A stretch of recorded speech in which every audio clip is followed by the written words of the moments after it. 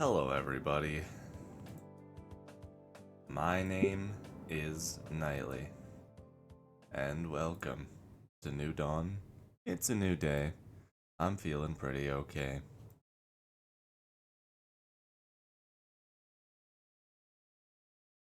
So it's Wani time. I am a little bit scared because I've been told by one of my friends that I might accidentally get the fourth ending. Wanted to try going for three, but apparently this game works differently with how its ending choices are done.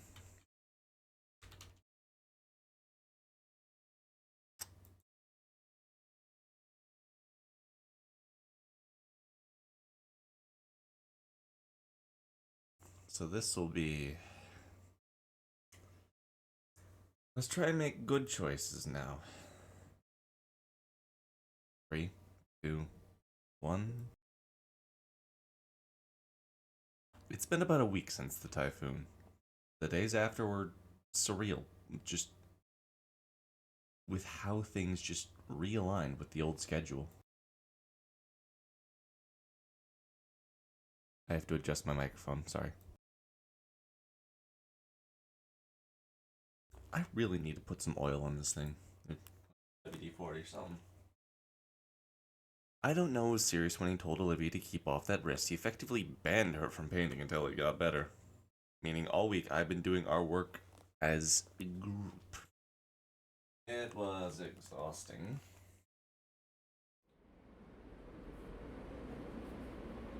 Bro, do a selfless act for fuck's sake. Today I'm pretty excited. Huh? Why are you here? Huh? For the first time, Olivia is actually joining me on the metro. We're headed for the city. It's gonna be a bit of a trip. For the last several nights, Olivia's been using my inbox to store sketching ideas while her wrist heals. On Thursday, she even attempted sending a few left-hand sketches, but gave up after the third or fourth malformed rat. Guts! No! Then Liz sent a game-changing invitation through our group chat. Her uncle had some business in the city. He told her she can go do something with the time since it's her car. What? Her uncle had some business in the city, and he told her that she can go do something with the time since it's her car.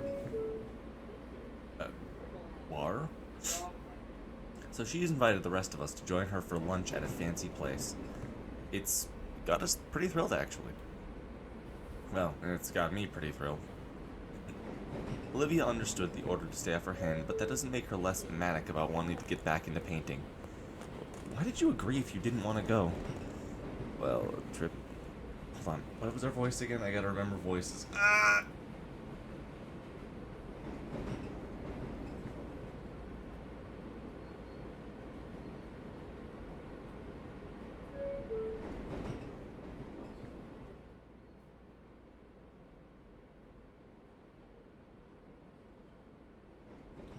Well, a trip to the city won't suck so bad if you're there. Even if I really wanted to start that painting. You're almost done healing. Won't be much longer. I know it. But I don't know. Said you should at least wait for Monday. Yeah, that too. Besides, I don't want to be around Damien while he's, Poor guy looked positively miserable when I picked Olivia up. He was pale and shaking, and the floor between his feet was left blubbering after a particularly powerful sneeze. He's sick. He's inherited Inco sickness. Just drink lean, buddy. You got this. Has it ever been that bad? only happens like once a year. It's one reason we don't share a room. One moment he's fine, the next he's inebriated. This car is weird. You ride this every day? Yeah, this is even my seat. Right next to the folding accessibility seat? What, did you start accounting for me before I even existed? Maybe I did. She mouths something and rolls her eyes, but there's a clear smile after she goes back to watching the passing buildings. Dun dun. Compared to a car ride together, this felt more intimate. Even if there are more people in close proximity, none of them paid us any mind. Just Olivia and I. Several stations later, the metro grinds to a halt at our stop. Hey, you ready? Yeah, Yeah. Olivia shoos my hand away when I go to help her out to the metro.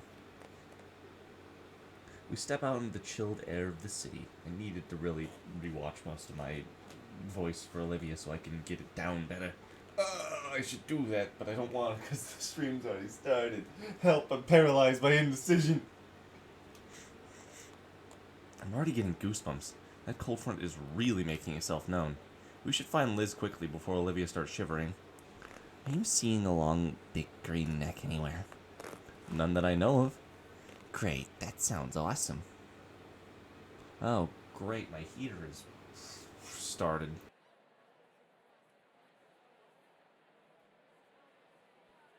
That's fun. That means that I'm going to basically freeze to death. Yippee! I don't have heat during these streams because it picks up in the microphone.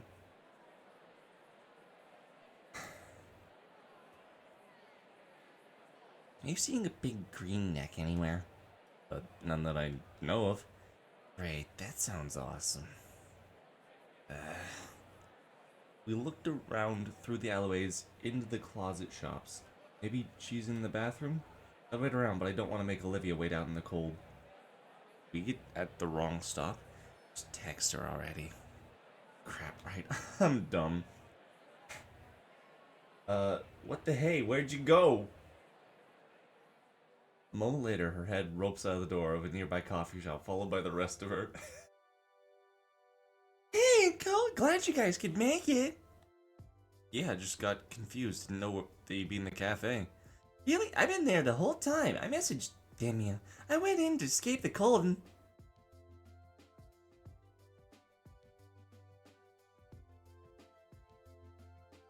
where is Damien? Oh, dude, he got real sick before we left. Like he's on the floor dying right now as we speak. He couldn't make it. But, is he fine? He'll be fine, I think. Oh, alright. Well, that just throws a wrench in all my plans now, doesn't it? Well, I have got the cough. Something is in my throat.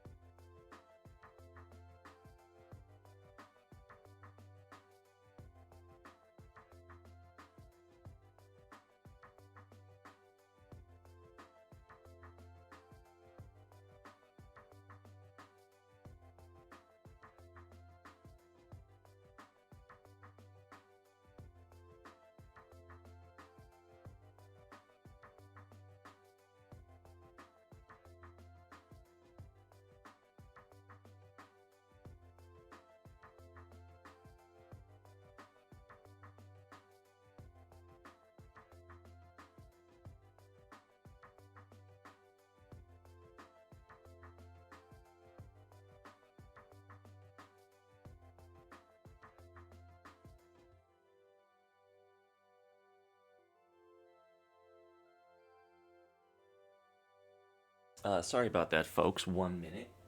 Trying to hit that voice, I accidentally stretched my vocal cords weird and threw up. This is what I do to suffer for art. This is what I do to entertain the masses. I legitimately actually did throw up, though. This is not a joke. It's... Well, I mean, it's not bad. Like, I caught most of it on my hands. So this is, not fun. Thank goodness I have a water jug right here. Need to quickly wipe down my everything.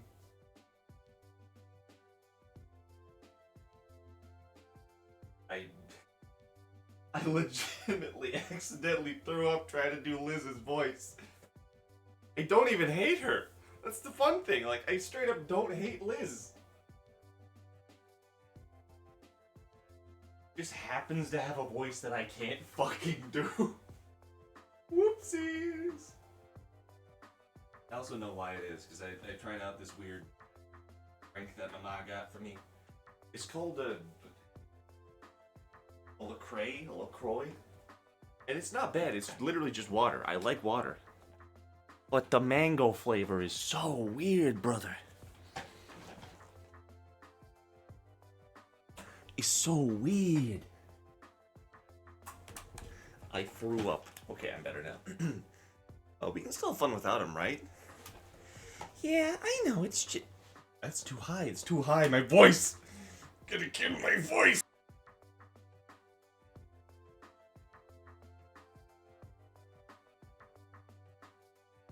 Yeah, I know, it's just, well, I was hoping between the four of us,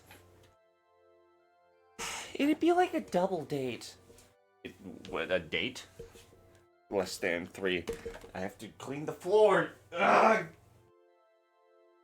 Hi, you've reached the home of Nightly Angels. He's losing it.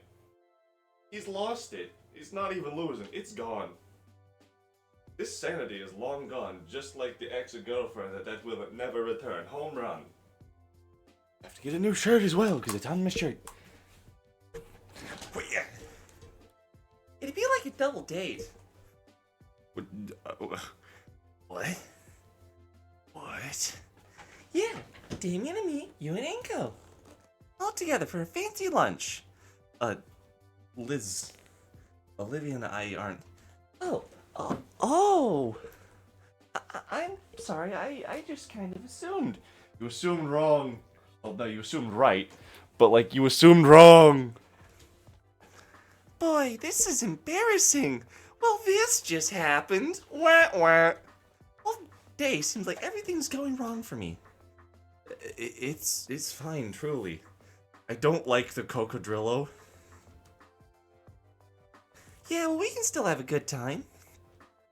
I'm still having lunch today with my friends. I'm sure you guys will love it too. Come on. Didn't you just eat at the cafe? Liz leads us through the streets, pointing out our destination when it comes into view through the towering skyscrapers.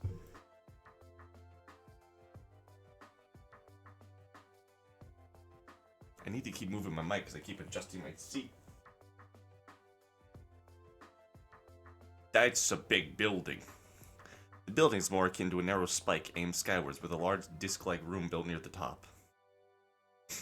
And you see that space near the top? That's the restaurant. They built it that way so the whole thing slowly rotates so your view changes while you eat. You can see the whole city, the ocean, even the mountains. So what's different for you, Liz? Whoa. I've gone here with my parents all the time as a kid and I always daydreamed about bringing friends and important guests there and, well, you know, business type stuff. This'll be my first time on my own, you know. Yeah. You see, there's even a... Wait, hold on. We lost Olivia.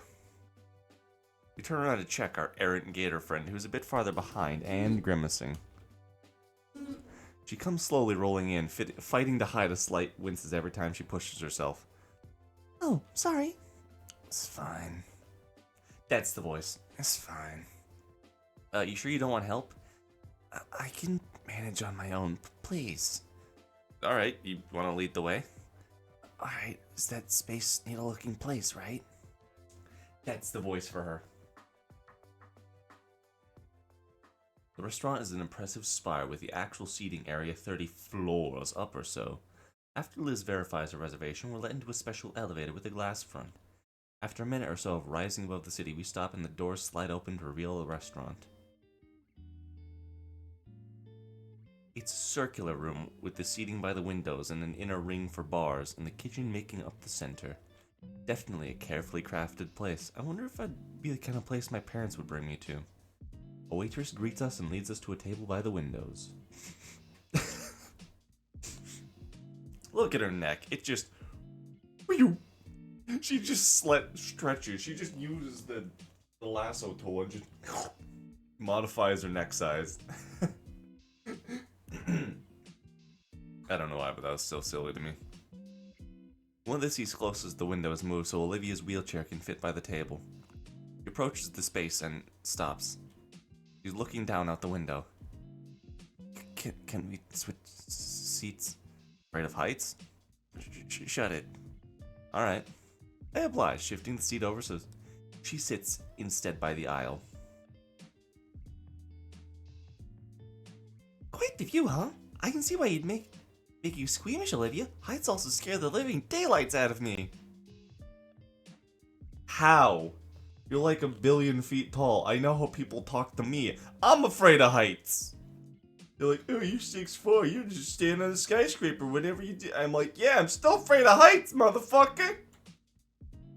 What? Are you afraid of heights, Liz? Well, yeah, isn't everyone? What? That doesn't make any goddamn sense, Liz. Your head hangs 3 stories above your shoulders and heights scare you? Look, acrophobia is the irrational fear of heights, okay? So of course it doesn't make sense, but still. Whatever. Heights suck. We agree on that at least. So, what do you think? It's very nice. I can see why you wanted to come up here. Liz nods. My family usually comes here once a year. Uncle Ferris has to remember to bring along a letter from the owner saying he's fine to let in, that he won't bring the whole tower down. Hey. What the hell is a bisque? Olivia's looking at the menus. Right, we're here to eat. Lobster bisque? It's lobster tail and a soup. I call it lobster soup. Bisque is a stupid word. Look down the menu myself. There's all your standard options between pastas, sandwiches, cuts of meat. Some weird novelty things, but I actually like trying those. I guess I'll have a double tropical cheeseburger with pineapple sauce, chicken pizza, the chicken is the crust, entire leg of cow. Entire leg of cow. Coach, I swear to God, I will deep fry you an entire fucking cow. Volcadra kebab. The wooden steak is even carved to look like the restaurant. Oh wait, no, it's not. It's not a cooked leg of cow. It's just raw. I do that. Could I reasonably eat that? Okay, you have no idea who this is or how this is. I sometimes, whenever I'm in any sort of fictional environment, I always think, could I eat that? I'm trying to think, what would I actually want to eat the most? The chicken pizza sounded terrible until the chicken was the crust. I'm actually not a fan of chicken pizza. My mom always gets some where it's like chicken bacon ranch. It's the grossest possible thing. Mostly the ranch. I want the kebab. Like, that's what me right now is hungriest for. I'd probably do the burger, though. Double tropical cheeseburger with pineapple sauce. You sure? With onion rings. You want it? If you want it, I'm buying. They serve breakfast all day, too. I'm going with the pancake platter. Liz waves a waitress over and we give her our orders. You don't need to wave them over, you can just neck your way over. Nostalgia pick? You got me. It takes me way back.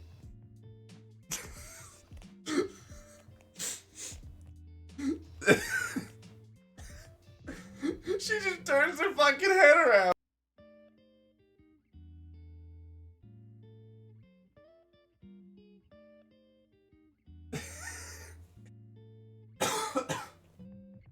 I don't know why this gets me. Liz is like my favorite visually designed character. I look out at the horizon as well. The view has shifted a bit to show the mountains. We all look out for a long while.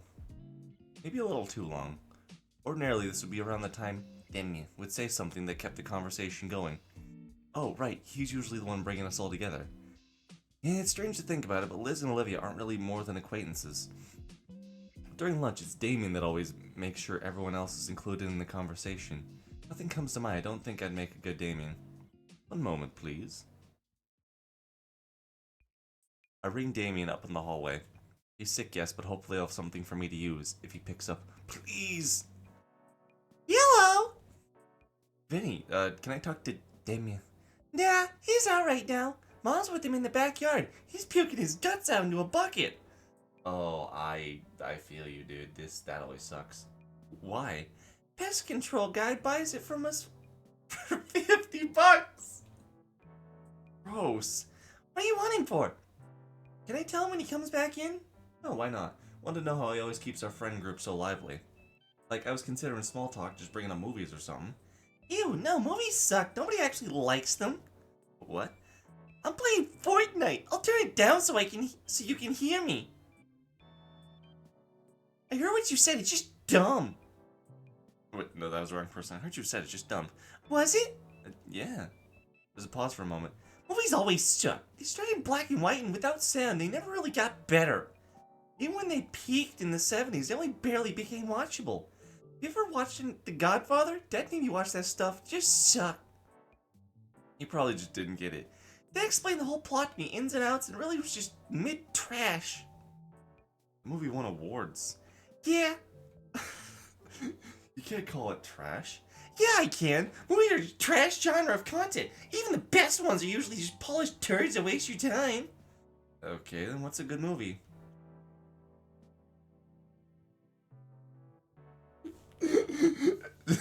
Why is this so silly to me? Ever heard of Mr. Beast? How about Storytime animations? You've got to be kidding me. I'm not. Any popular content on Usnoo provides more value for your time than the classics that you old people fawn over. It still sucks.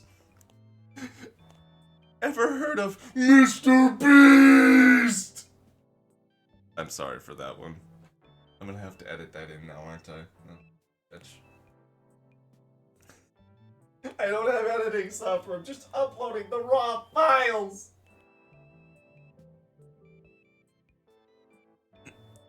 Those aren't even movies, kid. They move and I watch them. That's not my point, you troglodyte. As if you could even ever think of comparing the slop to Star Wars. Movies. Why is this conversation happening? I'm arguing with the child about movies. Movies are one massive pile of doo-doo fart. But even it can sometimes make something mediocre. Those are billion-dollar franchises. People watch those all over the world. What? Doo-doo fart. Oh my, you little... Listen here, you little chump. Next time I see you, I'm gonna wring your little neck like a wash rag. What? Who is this? Who is this? Oh shit. Calm down. Kill him later. Nuts, I didn't get the advice. I sulked back to my seat and slumped down, catching my breath. That's gonna have consequences. That's gonna have consequences. Okay. Whoa, you alright? Your eye is twitching. I don't think I've ever been more angry in my life. What happened? I do not want to talk about it. I rubbed the tension from my face.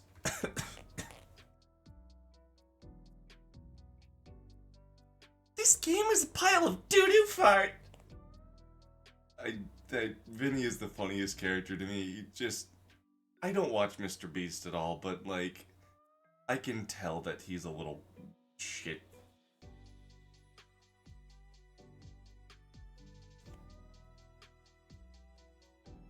I rubbed the tension from my face. Fine, I can be a good Damien all by myself. So, Liz. Yeah?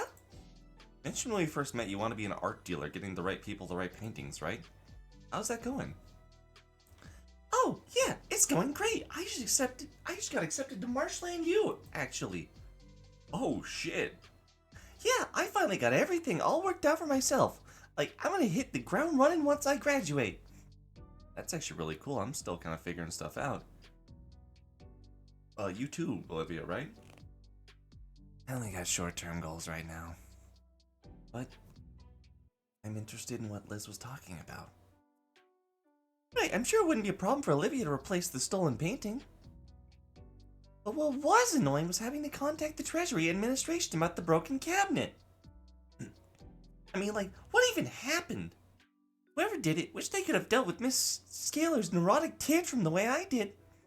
We're still finding glass shards all over the floor, and I get screamed at as if I'm the one responsible. Scalar needs to put the coffee mug down sometimes. Jeez. It's not a problem anymore. We've already ordered a new display. It should be installed next month. Oh, got off track. What were we talking about? The art dealing thing. I'm actually interested. Oh, well, the plan is to be able to open my own business. I'll start online and work my way up to having a physical location. Uncle Ferris told me he's willing to help figure the legal part out.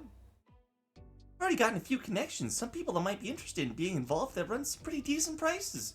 For me, I mean. And I'll be selling my own works too. I've gotten even better painting since the start of the year. Have you noticed? I think you have, yeah. Although, since I'm no artist, I'll admit some of the details are probably lost on me. Liz nods. Maybe I'll buy one sometime. You'll give me a discount, right? Haha, maybe. Haha, maybe, fucko. I don't know why. Liz's voice is kind of reminding me of that Mickey Mouse, like, What the fuck are you looking at? type deal.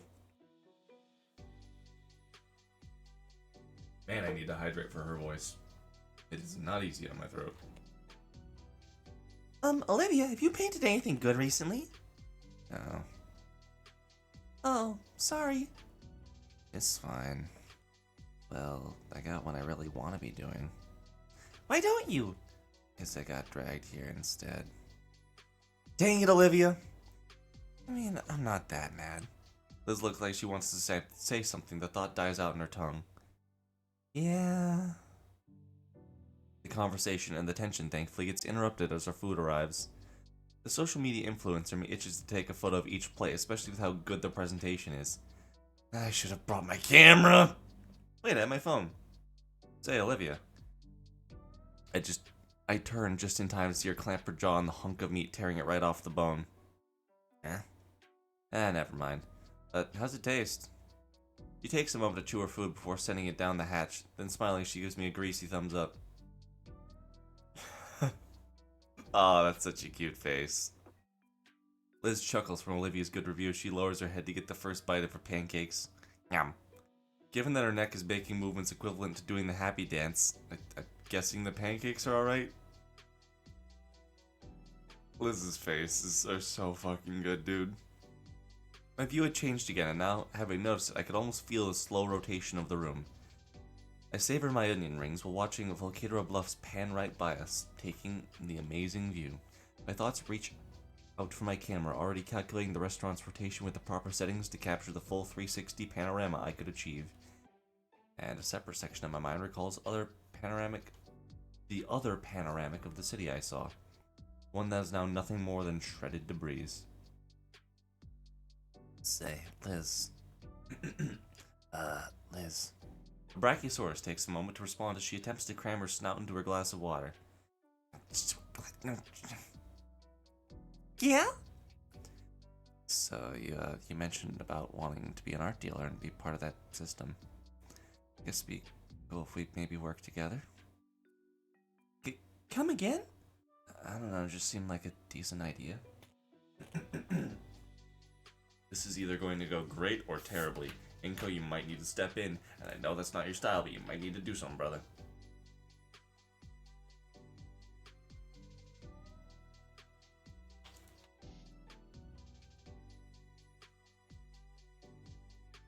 No, I get you. Now it's Liz's turn to pause from her food. Sit upright and carefully tap the napkin on her closed lips. Maybe. I don't think you'd want that, honestly. Huh? No, that'd be cool. I'd like that. Oh, yeah, maybe. I'm not sure. The group dynamic is a bit different without Damien here. This is why I say Damien is the best character. Like, I love Olivia. Great dino. Liz, funny as shit. Inko, self-insert. Damien is the guy that keeps everything together. He is such a force of overwhelming positivity. Yeah, maybe. I'm not sure. Not sure? Yeah, I'm trying to get this whole thing off the ground on my own. Without others' help, right? Like how you feel about your art stuff.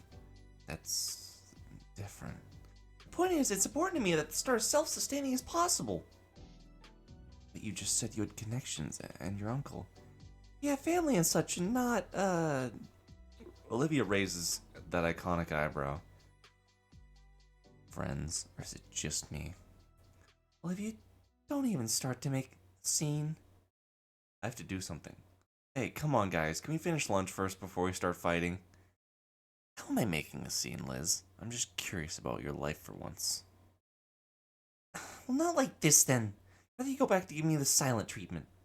No. Oh, no. What have I done? What's your deal? Damien and Inka want us to be friends. Here I'm actually trying, and what? Am I not worthy enough for you stuck up?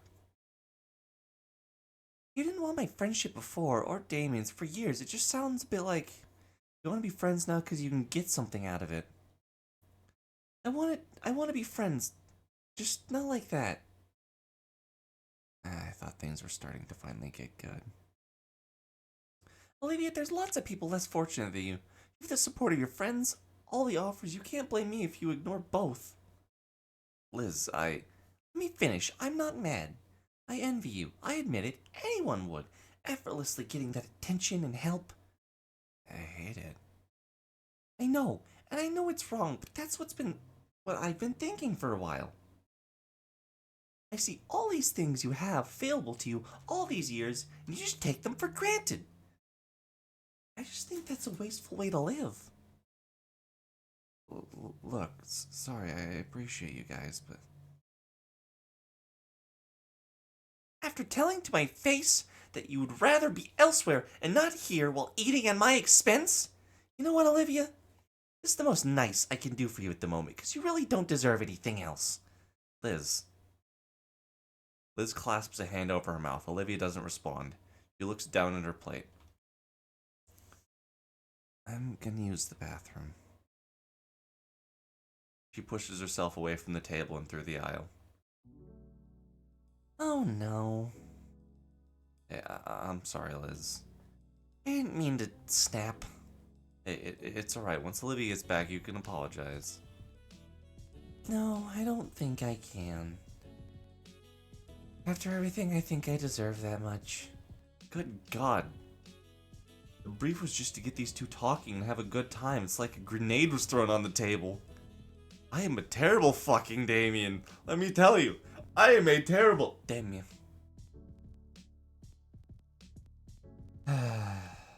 Liz, Yeah.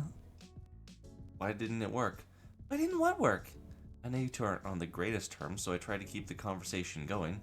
It wouldn't get awkward and nobody would get left out like Damien does. I kind of feel like this is my fault. But how? I did everything I was supposed to. I don't think you did anything wrong. Why does this never happen with him, though? Good question. I don't know. Liz picks at her plate, popping the yolk on her over-easy egg. Probably not in the mood if I pushed any farther and said anything I want to say right now. Olivia wouldn't like me prodding now either. There are no options. I try to think of something to do, but nothing. I can't think of doing anything at all, not without making someone uncomfortable, or worse, getting them mad at me. And I'd never even anticipated something like this happening. It's kind of frustrating. I can't do anything, but I can't do nothing, obviously. Not if I want to smooth things over. Right now Olivia's at the bathroom. She's actually just fooling around in the hallway, but the point is the two are separated. I can work something out. Should I keep trying then? I don't want to make anyone uncomfortable. I think I'd rather you didn't.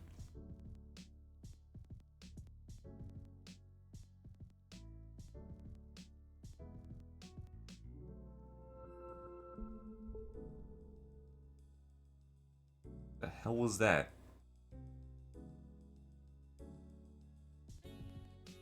The hell was that?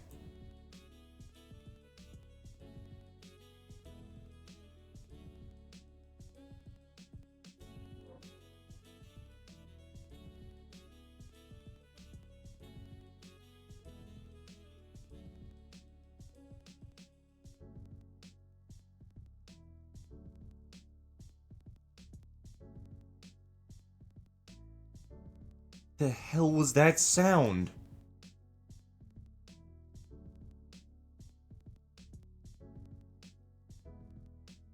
Oh, that's what that was. What sound? See, I have this thing called insanity. Would you like to hear about it? I thought I heard something. Your PC is haunted. It's full of ghosts. Fair enough, then. Sometimes I hear things, and I thought I heard something there. Okay, so... Let me just logic my way through this. What I think is gonna happen, what Inko is probably going to do. "'Tis a ghost! The dinosaurs have done ghosty goose!"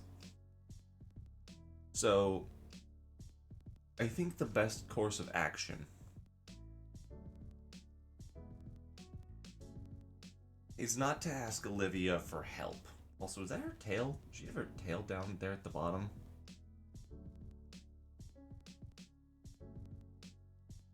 Does she have a tail? I'm not insane, right? Yeah, she has a tail, sorry. Best course of action would to be,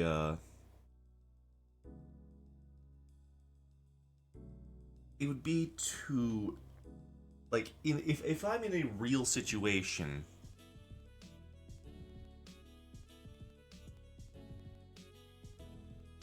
if I'm in a real situation that like this happens to me in, you don't ask Liz for help. You don't go find Olivia either. I mean, it really depends on the situation, but like I'm thinking exactly like this.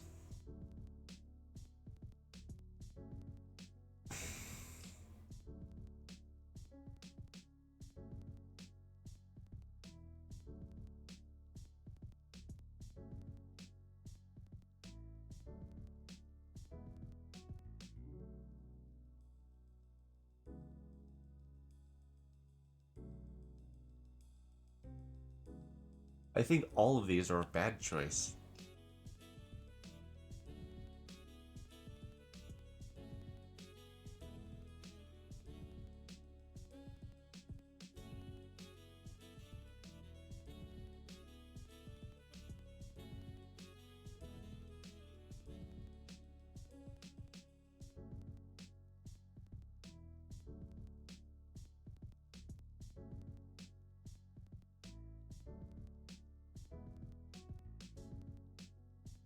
Olivia, not Olivia, Liz is already psyched out. I think with the choices here, she's having a shit day. She literally said, like, a while back, I'm just gonna save here. She said a while back that it's gonna be a lot of scrolling. It was at the, like, the coffee place. Okay, never mind. I can't scroll back that far. At the coffee place, she said nothing is working out today. Right now, the best thing you can do is be understanding and go find Olivia. A heavy breath escapes out of me as I stand in my chair. I don't think this is right, but it's like, at this point, I've been told... Angry face. I've been told that I can only get the good ending. I don't want the good ending. I want the bad ending so I can hurt and then have a happy ending. If you'll excuse me, Liz. Her head tilts comically further than it needed in question. I would like to check on Olivia. Oh. She waves me off as I turn away. Making my way through the restaurant part. Faces pass and I'm homebound. Na na na na na na na. A part of me marvels at how I didn't even feel the room spin.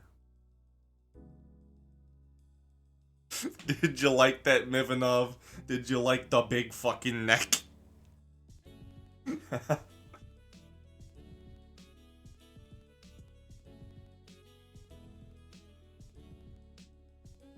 Kinda makes me dizzy, to be honest. Not feeling the movement, but knowing that it's there. After all, I have no idea what I need to do to help Olivia. Hey, to ask her how she is? Hey, come. Well, I'm on the spot now. Hey, I just came to see what you were doing. Thought I had more time to think about things, but instead of being by the restroom, Olivia was... Why are you here by the bar? I wanted to see if they'd give me a mimosa. What? Mimosa. You know, like, OJ, champagne. Olivia, you can't drink, says you. He takes a long sip from a glass flute filled with orange liquid.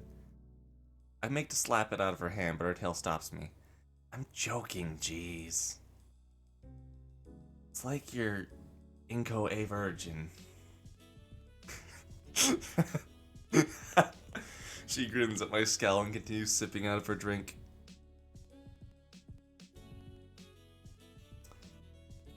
Want some? She holds out the glass to me with that smug smile of hers. Taking the flute, I can clearly see where her lips had touched it. Olivia looks to be leaning forward as I stare at the glass. Ignoring the heat in my cheeks, I tip the glass above me, carefully pouring some of the liquid into my mouth. Oh. This is just juice and ginger ale, Olivia. Handing her back the glass for a split second, I thought I saw some disappointment in her eyes. Maybe I've just been seeing things? With a shake of my head, I refocus. I came to check on Olivia and fix things between her and Liz. Hey, Liv, you okay? Yeah, totally. Why wouldn't I be? Her eyes are wide open and yet not looking my way. Oh, it's because of what Liz said. No. She sags in her chair. Olivia? Oh, yeah, that was, Her finger circles the lip of her glass as she thinks. Not hurt, just frustrated. She looks at her glass one final time and then downs the last quarter of it in a single swallow. Afterwards, Olivia sets it on the bar on top of a couple crumpled dollar bills. I mean, Liz doesn't get it, Inco. Maybe if she walked a mile in my shoes, but I hate to see you guys go at it like that. Yeah. Maybe it's been a long time coming for me, but who cares? A long time coming? I know she's been a bit frustrated for a while, probably been holding that in. Doesn't mean I want to hear it, though. All this time I've known her, she's just been so far ahead of me. You heard her yap how her art gallery's getting better, how many connections she has, and how they'll get her $1 billion or whatever. She didn't add that last part. I know, but shut up. I'm the better artist, but I don't even know how to start getting my crap together like that. Look at the chasm between us and it fills me with dread. How can I not walk a mile in her shoes? You can't walk. Do we gotta roll a mile in your shoes? It's just jealousy, I know it. Just been getting worse every time she mentions getting further in life. Well, I can't. It's myself to try. It's different actually getting her upset at me. Over this specifically, I just mentioned being someone else. She. Wow, words. Hold on. It's different actually getting her upset at me over this specifically. I just mentioned being someone she'd consider a real acquaintance and she blows up like that. You want to talk about it? No. You sure? Is that what you wanted to see me about? Partially. The other part is that I'm confused. Wasn't expecting things to go the way they did. I came to see you to ask help to make this right. Oh, well, I'm not apologizing if that's what you mean.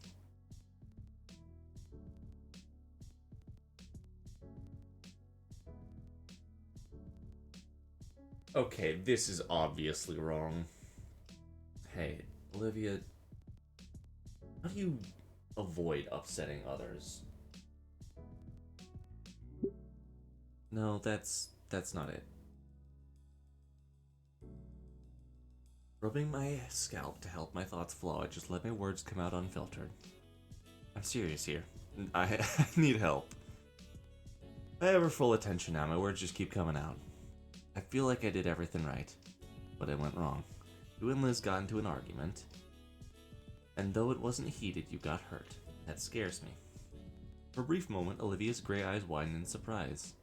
I have a few ideas on what to do, but nothing that won't make someone upset, or worse, get them mad at me.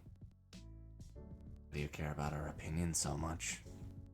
Because you're my friends, dumbass? I want you all to get along and enjoy lunch, but I don't know how to fix the situation. The only thing I can think of will probably just make you guys upset with it. That's why I'm asking you. You're self-reliant. You're strong in your stance and never accept help on account of your condition. For the longest time, that confused me.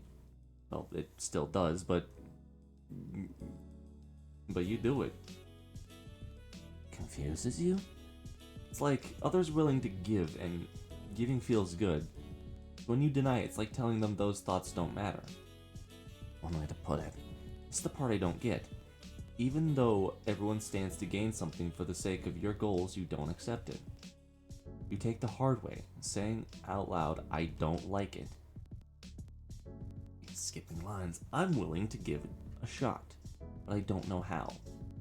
What you do when there's no good option? What do you do when there's no good option? Wow. Well, thanks, I guess. I'll put it this way. It'd make an alcoholic happy to give him alcohol, even though it hurts him. But sending him to rehab, that's painful. Not a happy journey to make. But it's good for him. Absolutely, that's my point. Don't worry about making others comfortable and happy if something needs getting done. In my case, that means ignoring the help because my own goals need to be done. If it makes someone uncomfortable, that's their problem, not mine. When something needs doing, you gotta do it. And when no option seems like it'll make people happy, well, do what you can. That makes sense? I'm making this up as I go along. That makes total sense. That really resonated with me, the person, Nightly, saying Inko's voice right now. Dang, that really resonated.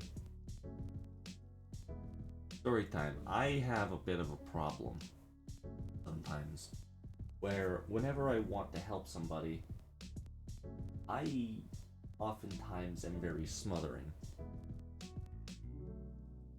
So if I want to help somebody, I will give everything to like, hey, you doing alright? You doing good? Like, I'll be there for them.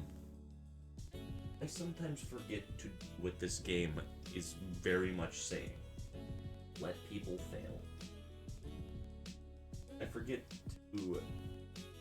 to say, hey, you know what?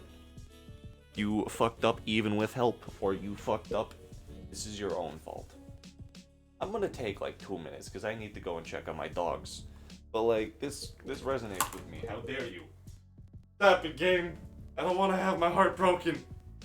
I mean, I do, but not like this.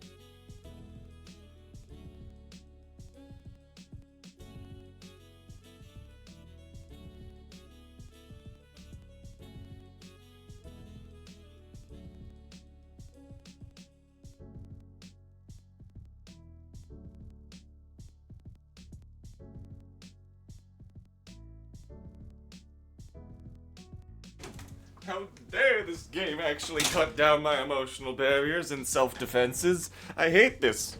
I hate it here.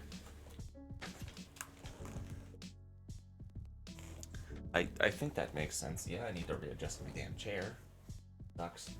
That makes sense. Yeah. It's the right thing. You'll get the support you need. After all, I got you. If you don't, standing alone for your standards is cool. You be trying, and that's what matters. Yeah, thanks. Hey, you're welcome. Saying all that loud's helped me understand a few things, too. You ready to head back? I have an idea on how to smooth everything over. Sure. Curious what you have in mind. Oh, this is gonna go so well.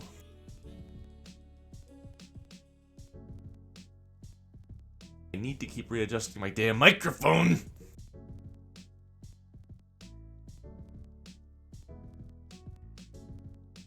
I seriously have got to get some WD-40 on this thing.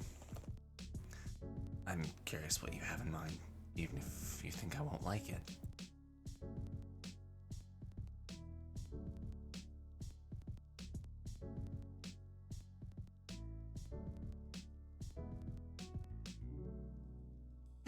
Came and be cooking up some great scaly VMs. Yep.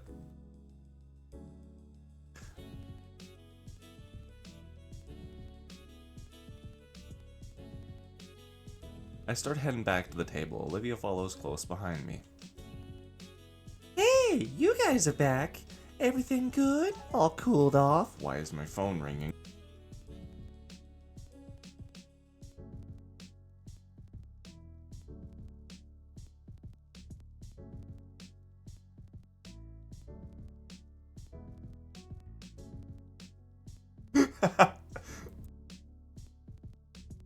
I'm holding my microphone because it popped out of its like stand. I'm confused now.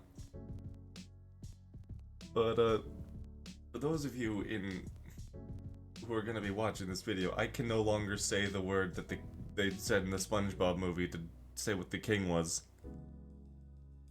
What this guy, his hair is like. Hey, you guys are back. Everything all good? Y'all cooled off? Yeah, everything's good. I want to give my 2 cents to try and resolve everything. Oh no.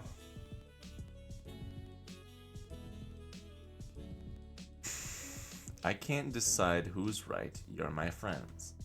That... No. Liz is right. Olivia needs to think of others more. Correct.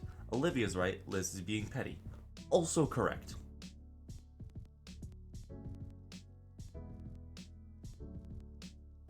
I'm gonna logic this through because it's either option A or option D. Option A, I can't decide who's right. You're my friends. That to me is a very passive tone. That's like giving up. And didn't we just go through all of this where it's like, oh, I'm gonna upset you even if it's wrong. Make a damn stance, Inko. Both of you are wrong. I don't really want to have to do this. I ready myself and take a deep breath. Olivia watches carefully. She's talking me through this. I can do this. She won't stop being my friend over this. Get over yourself, fucko. Just say what needs to be said. I think you're both wrong, actually. Really? Both of us? Didn't know that trying to get you guys conversing would make these sour feelings come up. That was my mistake. My be on that. But it's just fucking stupid. Liz, I get Olivia was a shut-in and didn't open up to you back then, but that's clearly not the case anymore. That was a question. No, I guess not. Then what use is holding a grudge? Accomplishing your goals on your own is fine, that's your prerogative. When you say Olivia is just treating you differently because she has something to gain, you know that's false. And Olivia, I don't want to say this, but you've been pretty thoughtless here as well. Liz is trying to do something nice for us, and hey, we all get to have a nice dinner in this crazy expensive place. When you say you'd rather be home painting, it's not just insulting Liz. It tells me you'd rather not be here with me as well. I love how much you've opened up to us, Olivia. What seems to... I love how much you've opened up to us, Olivia. What seems to me is both of you just refuse to see eye to eye. Too much pride going on. The sooner we stop trying to get the other to act the way we think they should, the sooner... Did I skip that? Oh wow, I missed 2 words. The sooner we stop trying to get the other to act the way we think they should, the better. And I thank you for your advice. I hope you won't be mad at me for saying this. Please, both of you be a little bit more fucking considerate. That's it. Again, my B if this went too far. You're right. That's a little eloquent for such a little argument. It was bothering me. It would have turned into something more, given time. Alright, that's fair. I appreciate the effort. That's what you had in mind when you asked for advice. Yeah. I figured it'd be something a lot worse. Like the roast of the century you'd been holding in against us. If that's it, that's also decent. Usually pretty thoughtful, so I guess I can see how that was a lot for you. We're nearly adults. That's not gonna bother us. At least it shouldn't. You good? Yeah. Thanks. Thanks. Now let's enjoy some damn food. That went better than expected. After things settled down, we finished off our meals. Well, Olivia finished off our meals. Liz had noticed it first when one of her whole pancakes simply vanished. Thought my onion ring pile was looking smaller by the minute. Looking Olivia's way, she simply waved at us the most bizarre concoction of onion rings, flapjack syrup, and beef on her plate. What? I'll make you guys better food than this. Wrong voice. What? I'll make you guys better food than this. What? I'll make you guys better food than this later. The theft of our food stopped shortly after that, and though the portions had diminished, we were all thoroughly satisfied with the meal. I offered to pay, at least pitch in with the check, but Liz refused. She insisted since it was her idea to begin with. But I had always figured it wasn't. It was the man's place to pay for a date. This was a date, kind of. Greater than / / less than emoji. Neither of her hands lifted from the tiny leather booklet. I don't know how long we spent playing tug-of-war over it. Olivia at least found it amusing, even recording her stare-down on her phone. Victory was mine! I managed to palm my debit card to the waitress before Liz could give her back the bill booklet. With that done, all that was left for us here was making the most of the view. Olivia led the way to the observation deck on the floor beneath the restaurant. I said that sentence with a stupid cadence.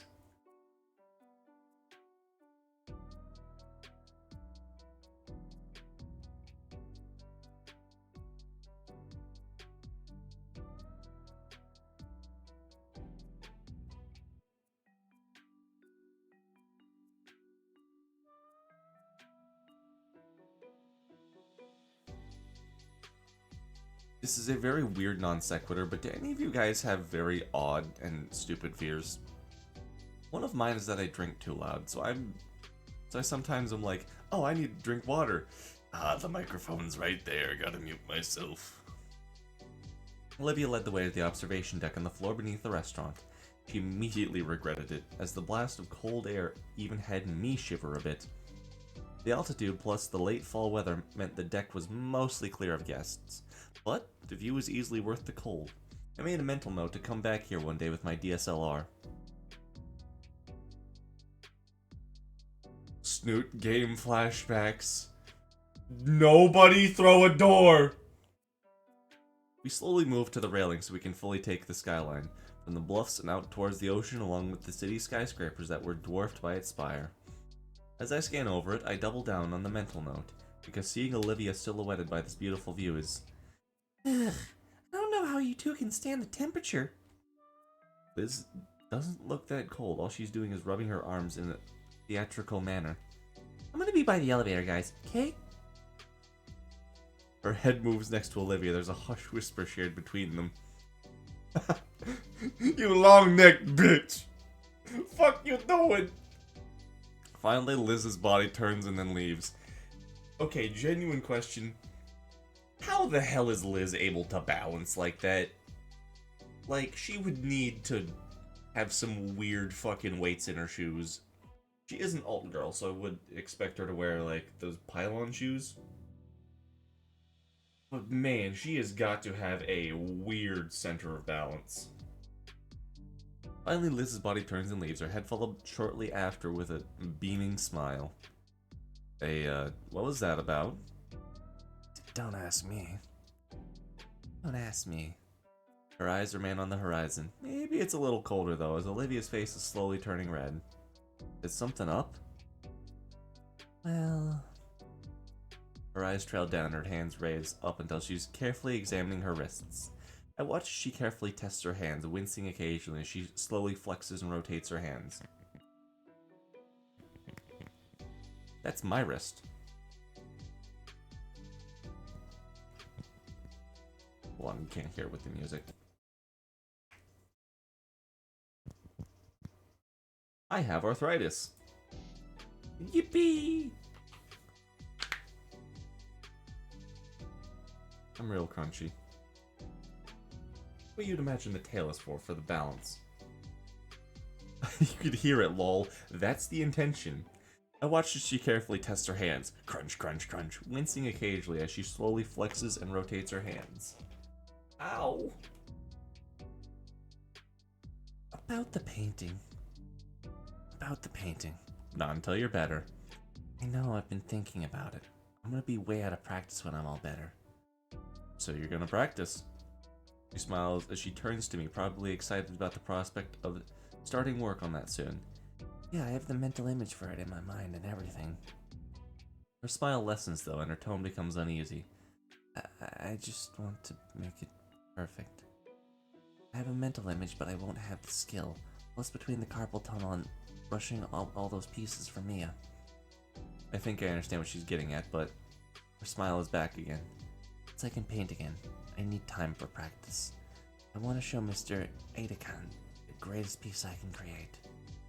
Do you need anything? My words cut my thought off. No, I have all the paint and... No, I mean, do you need any help with your practice? Her face glows red again. Definitely sick. Maybe. I don't know how much help I can be with that complete lack of painting talent, but otherwise, yeah, I'll do whatever I can to help you out. Oh! Look at her! God, she's adorable! I promise. I cemented with a smile and a thumbs up. Yeah! Thanks. I think we only stood out in the viewing deck for a few more minutes. After a particularly cold draft had swept over us, Olivia figured she'd had enough of the chilly air here. We made our way back inside to the elevator station where Liz was standing idly. She and Olivia looked at each other for a moment. The two held their stare locked in on each other for about half a minute before Olivia looked to the side. So what's going on? What else is there here to do? A lot, evidently. Once we had gotten back to the terra firma... Once we had gotten back to the terra firma, Liz had taken it upon herself to walk us around the entire block. She did this without moving her head. Without moving her body, her head came the whole way. The whole area was like a miniature theme park, with a lot of street vendors selling tourist trap gifts. We spent the rest of the day just wandering the city park here, enjoying the late fall day to the best we could. I even found a small miniature phone Roomba. I didn't buy it though. Not anymore after the incident.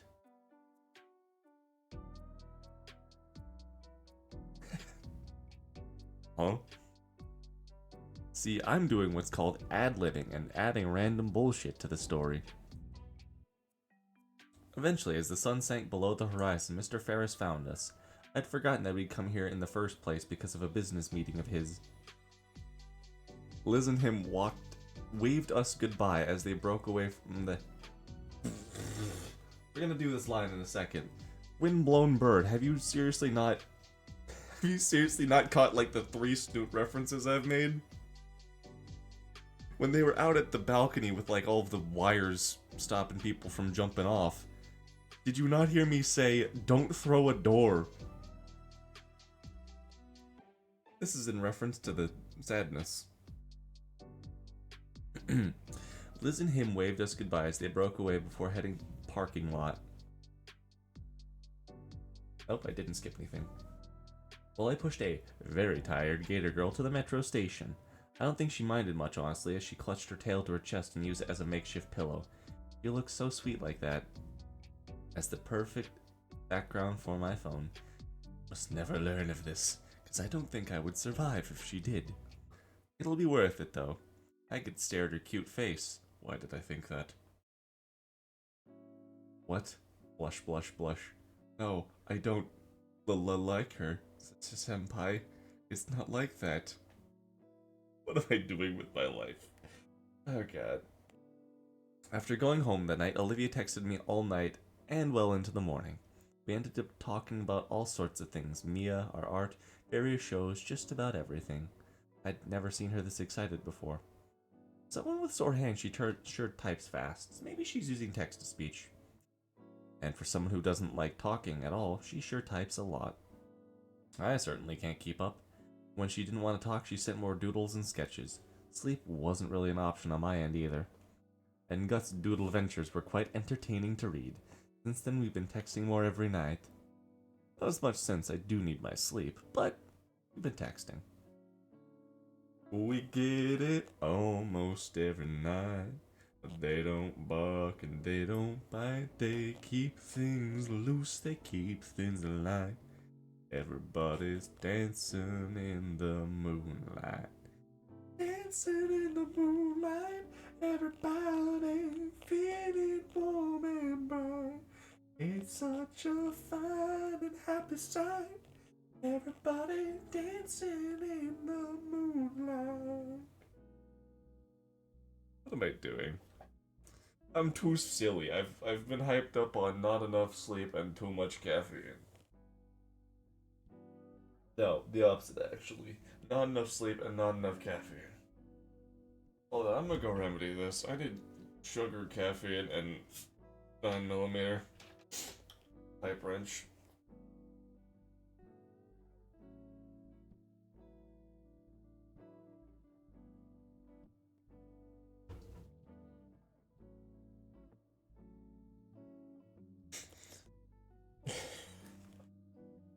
I started singing, Captain. I'm out of it. I need more caffeine. I need more caffeine. Not as much, since I do need my sleep. And I started singing. But right now, I'm just waiting for art class to end. Mr. Triggums is apparently one of those substitutes that demands complete silence until class is over, but doesn't care beyond that. Even though I'm sitting about 2 feet away from Olivia, we're having to text each other. She's quite the storyteller with these doodles. We're not singing again. We're not singing storyteller. Like right now, as I try to keep up with the tale of Guts writing, what's he writing again? He's piloting the main golem from Gundam Finn. A giant robot from one of the shows she's been wanting us to watch together. Oh, is that the one with the drill that'll pierce the heavens? I mean, we would. I totally want to. Just Olivia and I sitting side by side on my couch. Maybe as we're getting tired, we start leaning against each other.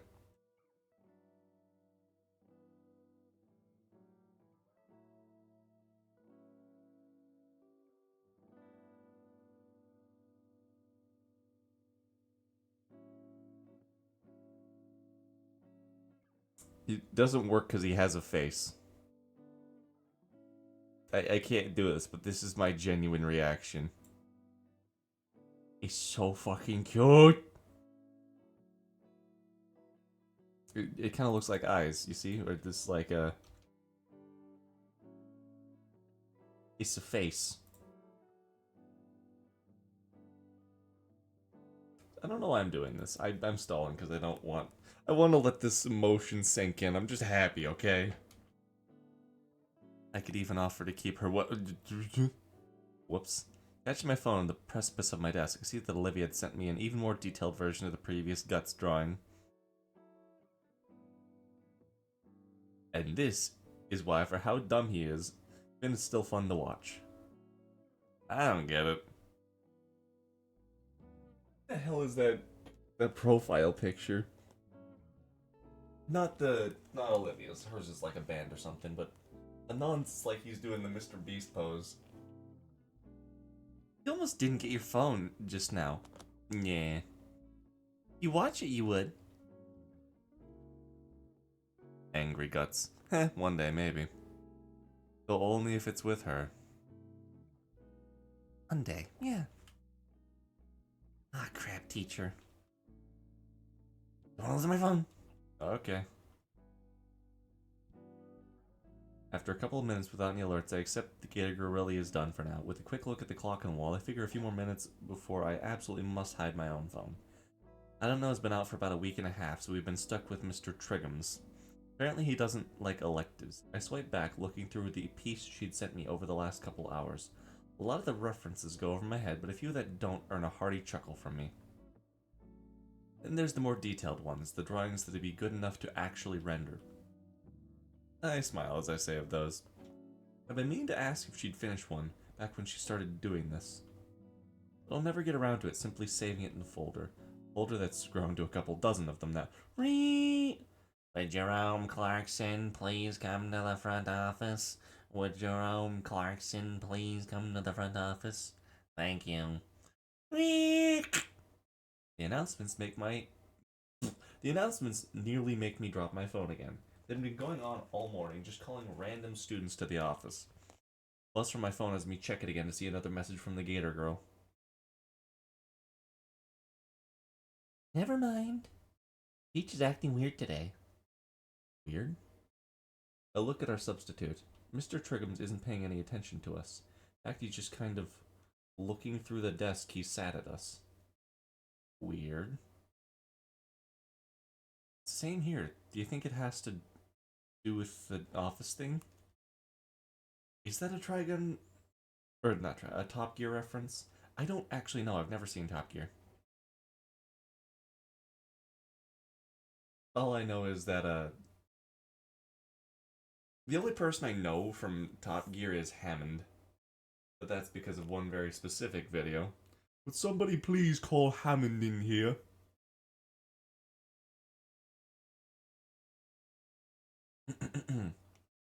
Teacher's acting weird. Teacher's acting weird today. Same here. I think it has to do with the office thing. ADK was thinking it was a short day, maybe. Also, I know her voice is different over text. I'm doing this because she likes texting a lot. What I've tried doing with Olivia's voice, which I've messed up because it's been multiple days, is that, whenever she talks more, she actually gets a little bit better at it. So instead of being like this at the start, it's kind of developed more to it this, where there's still a bit of gravelly, but she talks more.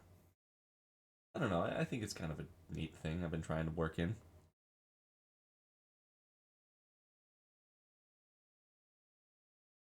Jerome Clarkson. Hold on, I'll look it up.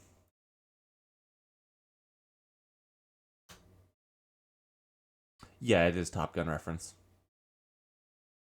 It's a reference to Jeremy Clarkson.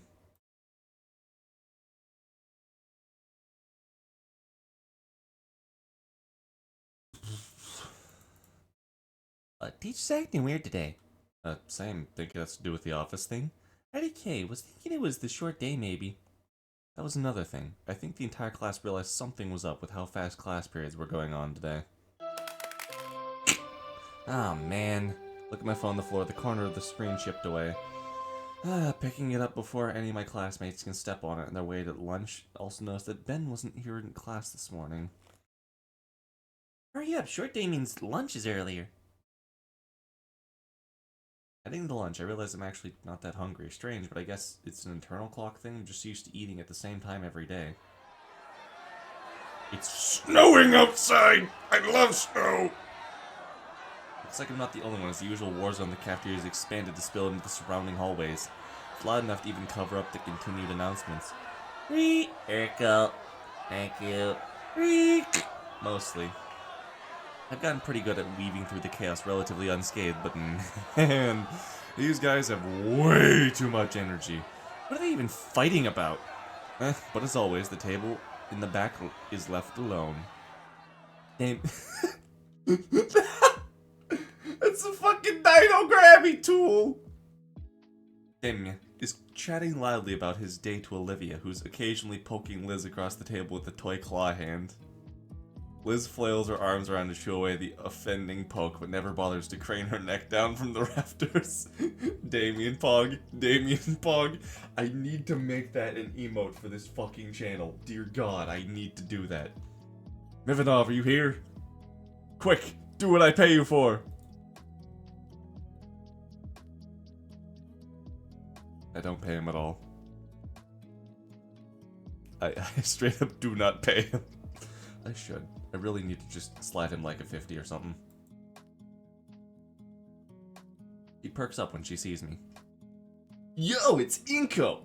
I'm doing better, I'm not sick anymore. This is my voice, I gotta say it a couple times so it goes internally and I can get it a little bit closer to what it was. Yo, Inko, what's up, man? Hey, what's going on at the Olive Garden today? Bailiff, whack his pee-pee! The meter stick falls on my nuts. Ah! It's just a joke, a quip. How long did it take you to come up with that one? It was about 2 in the morning last night.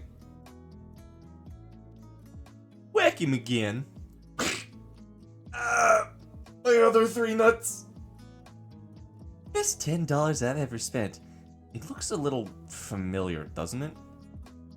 Yeah, that's what I thought when I saw it. Just like the real one, she'll bully you for saying dumb stuff. Wait, no, that's the wrong voice. Just like the real one, she'll bully you for saying dumb stuff. Bite me. She makes the head gnaw on my face a little.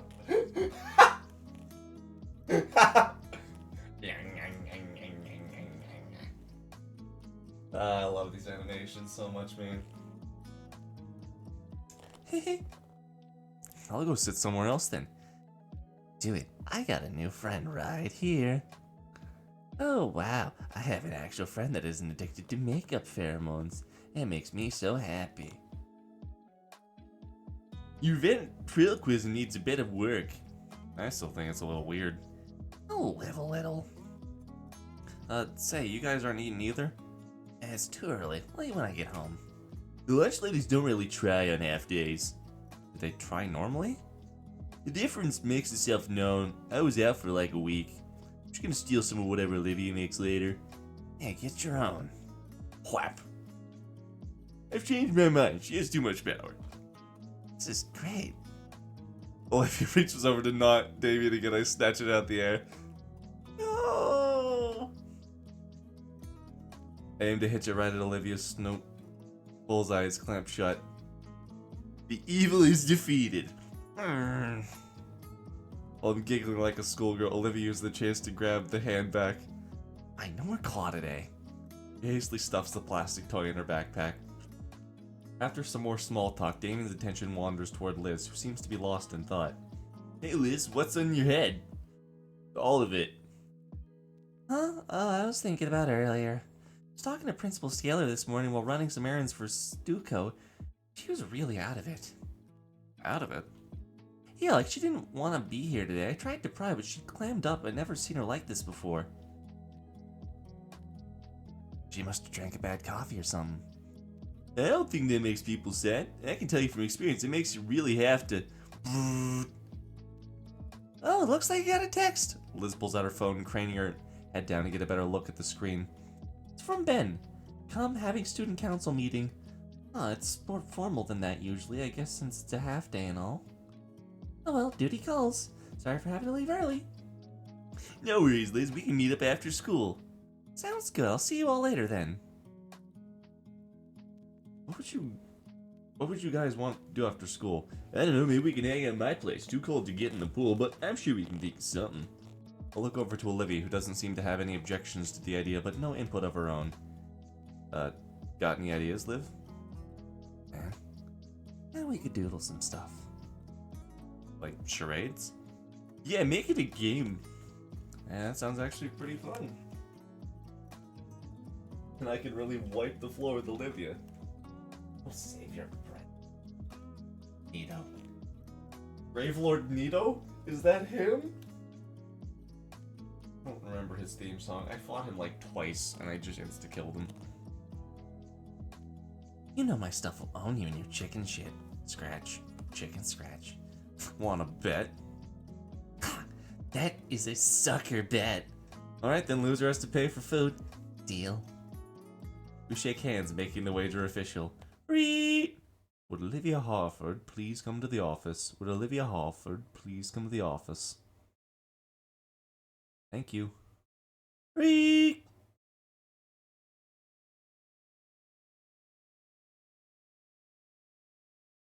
Inko and Nito share the same hairstyle. They do. The monotone voice of the intercom, combined with the strange atmosphere of the school, is starting to unnerve me.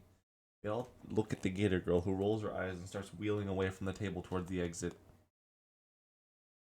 After she'd left, everything felt more off. Lunch came to an end and the school day was close to the same. Just a couple more periods before we can hang out somewhere with all the extra free time. I look at Olivia's desk, still empty 5 minutes into Pauling's class. I mean, yeah, she hates this class the most, but it's really become a habit at this point. It's like how it's becoming a habit for me to write an extra set of notes for Olivia. I look at the two mostly blank pages in front of me. With our other teachers, I notice something's off with Pauling. She barely says anything, instead just asking us to read the chapter on the Great War. I do as she asked 5 pages in. I can say without a shadow of a doubt that it was the stupidest reason for the World War to break out. A bunch of European countries, unhappy with being ruled by a bunch of other European countries, deciding to revolt and dragging every motherfucker in this planet into the quagmire of bullshit. I'm starting to sound like a hell boss fucking video thing. I need to stop languaging. Bunch of European countries, unhappy with being ruled by a bunch of other stupid European countries, decide to revolt, dragging all of their allies into this quagmire of abhorrent, stupid, pointless war. I'm really struggling to make sense of this information, made worse with how outdated these textbooks are. Seriously, they're written so bad it ought to be a crime. It oozes pro-Gilded Age corporatism, the kind that genuinely believe that anything bigger than a gathering of 10 people was a form of unionism. With a sigh, I busy myself taking notes from me and Olivia. As I do, my eyes continue to wander the classroom. Everyone looks just as disinterested in the subject matter. I look over at Pauling and see herself doesn't seem interested in the subject matter as well. In fact, she's kind of just staring into space. That's unusual, considering how much emphasis she puts on proper class focus. Yet here she is, spacing out like she's no better than the teenager she teaches. I'm almost tempted to raise my hand and ask a question to snap her back into reality. The room speaker comes to life. Nick! Would Incognito please report to the office? Incognito, please report to the office. Thank you. Eek! I look up to Miss Pauling. I got called, but she's still in the arbiter of... I look up to Pauling. I got called, but she's still the arbiter of who leaves in her class and when. But she doesn't meet my eyes at all. If anything, it looks like she's actively trying to avoid eye contact. I pack my things and shuffle out of the classroom. All the while, the stares and murmurs from other students grow even more intense. My mind immediately begins to wander. Why am I being summoned to the office? They sure are calling a lot of people. Maybe it's related to 2 weeks ago? The only thing keeping me company on my march to the principal's office is the sound of rubber soles on tile. I must spend a fortune on polishing this floor. It's not long before I notice another pair of footsteps coming from somewhere ahead of me. I squint, suddenly recognize the figure that approaches. It's Ben. I guess the student council wrapped up their meeting, though there's no sign of Liz anywhere. As the parasaur makes his way closer, I notice he has a complicated expression on his face. Hey Ben, what's going on? He flinches as I call his name and looks around like a lost child before he spots me. We make eye contact for a few seconds, but he doesn't say anything. Dude, you okay? Suddenly he turns away and continues down the hall. A sinking feeling takes hold of my chest. I almost try to speak up and stop him, but I can't think of anything to say. I should get going, then. After another minute of walking, I reach the door to my principal's office and find it wide open. Come in.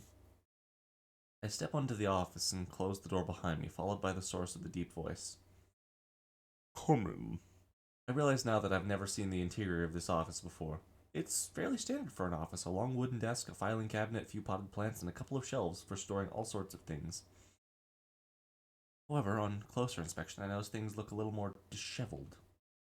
Manila folders are strewn across the desk, one of the filing cabinet drawers hangs open, and the potted plants are either overwatered or wilting. Is this really Scalar's office? Mr. Nito. My attention is pulled away towards the hulking figure sitting behind the desk. I can only imagine that what the office chair is going through right now. Sir, is everything alright? Have a seat, please. He motions to a small plastic chair on my side of the desk. How have you been, Inko? I oblige his request, taking a seat and trying to suppress my anxiety. I think I'm doing well. He nods to himself, holding his eyes closed. That's good to hear. The whale looks down at an open folder on his desk, taking a moment to look over some kind of document. I have news regarding your instructor for the AP Art Design and Photography. You mean Mr. I don't know? Yes, him. A fine teacher. If student surveys or anything to go by, he also spoke quite highly of you. You have a strong relationship with him. Yeah. It did? Did something happen? My heart drops as Ferris's brow lowers ever so slightly. Suddenly, his tone completely shifts into one more clinical. Over the last 2 years, Mr. Edekin had been suffering from a rare form of chondrosarcoma that originated in his vertebrae. His tone is heavy. I don't quite know what ailment he just named, like he should spit out on the doctors responsible for discovering it, but the practice movements and worn-out features are undeniable. He's by no means a fragile man, but the tiredness in his eyes to hide is barely concealed. Every student he's broken the news to has taken something more from him. Tensing himself slightly to be as tactful as he can, the attempted reverence is lost as he recited the scripted lines just a few too many times already. Can't muster more than a flat citation. This analysis means nothing. I'm just distracting myself from the reality of the situation, as though prolonging a confirmation will keep it from happening. Mr. Ferris notices my subtle confusion and clarifies that he must have done a few dozen times already. Bone cancer. Mr. Edekan was well advised by medical professionals about the treatment options available to him, and the district offered him a generous medical leave in recognition of his tenure here at St. Hammond. He turned both of these down. The cacophony of thoughts swirling in my head makes it nearly impossible to focus on anything. Right now, all I can do is revel in it. Time passes. I'm not sure how much, but I still can't get a grip on my own mind. Ferris is calmly waiting for me to say something, but I can't tell him. I can tell he's becoming uncomfortable. There's only one thing that I can muster the will to ask. Why? Whale grimaces. I wish I had an answer. His inflection tells me of his own questioning thoughts. The exchange seems to give Ferris the energy to continue, however. On Sunday, Mr. Edeka was hospitalized due to complications with his illness. He passed away the following morning. Olivia was called here before me. Counseling will be available for you and anybody else affected. Sorry, do you know where Olivia went? No, she didn't say. I'd like to go now. Feel free. I stand up from the plastic chair, pushing closer to the principal's desk. Offering one last nod to the superintendent, I let myself out of the office. As soon as the door clicks shut, I start running. Shit, where would she go? The studio room, maybe? It's the best lead I have. Thanks to all those gym classes, I'll have no trouble getting there quickly. My new destination takes me up the main staircase of the school and onto the second floor. It's not long before I'm staring down the hallway of Edekan's classroom. I breathe a sigh of relief as I spot Olivia sat in front of the door. God, what do I even say to her? My thoughts come crashing to a halt as I see another dinosaur beside her, gesturing maniacally. Ben? From an outsider's view, it looks like Ben's trying to talk her into something. But there's such a stark contrast between their moods. I suppose Ben is mourning too, maybe he's just handling it differently. That's the plan I have in mind. What do you think of it, Olivia? Yeah, okay. Olivia's reply came off as weak and unfocused, like she wasn't talking to Ben at all. Can I count on you to be a part of it? Sure. I remain obscured from his view. This doesn't seem like a conversation I should intrude on. I'll just catch up to Olivia after. Honestly, I'm somewhat surprised Ben's talking to her. No, maybe that Olivia is listening to Ben. Those differences are being put aside. For once, our priorities aligned. I thought to come find Olivia too. I wonder if Edekan was a mentor to each of us. Like he'd always been around to help us, but now... all the little things that make you anxious or aggravated are gone in an instant. And all that's left is reality. Why bother with that dramatic garbage if now's not the time to be brought together, then when? I'm thinking too much. My hands are shivering. Something in my heart threatens to fall apart, but not now. Not now. Olivia's voice was too quiet for me to hear, but whatever she said wasn't what Ben wanted to hear.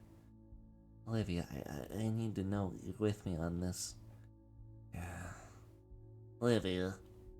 Ben kneels right next to Olivia's chair, putting the two at eye level, though she kept hers averted to the side. I need to know that you're in on this fully. There's a strange panic in the Parasaur's voice. Please, for him. Finally, after what felt like a few minutes, despite it only being 4 or 5 seconds, Olivia looks back to Ben's face and gives him a meek nod. I'm gonna take that as a yes then. The Gator Girl gives no other reply to Ben's words. The only sign that his words had registered in her mind were her hands suddenly yet gently shaking, all the while her claws dug even deeper into her wheelchair's armrests.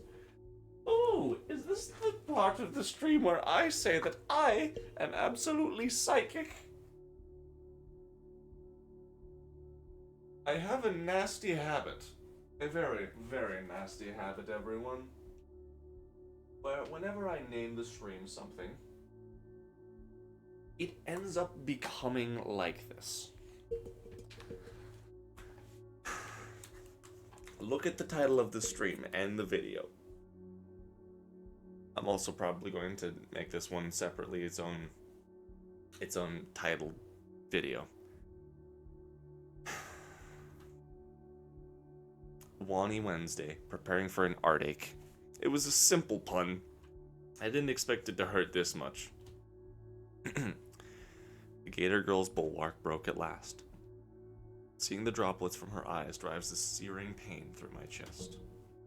My instincts drove me forward, beyond common sense.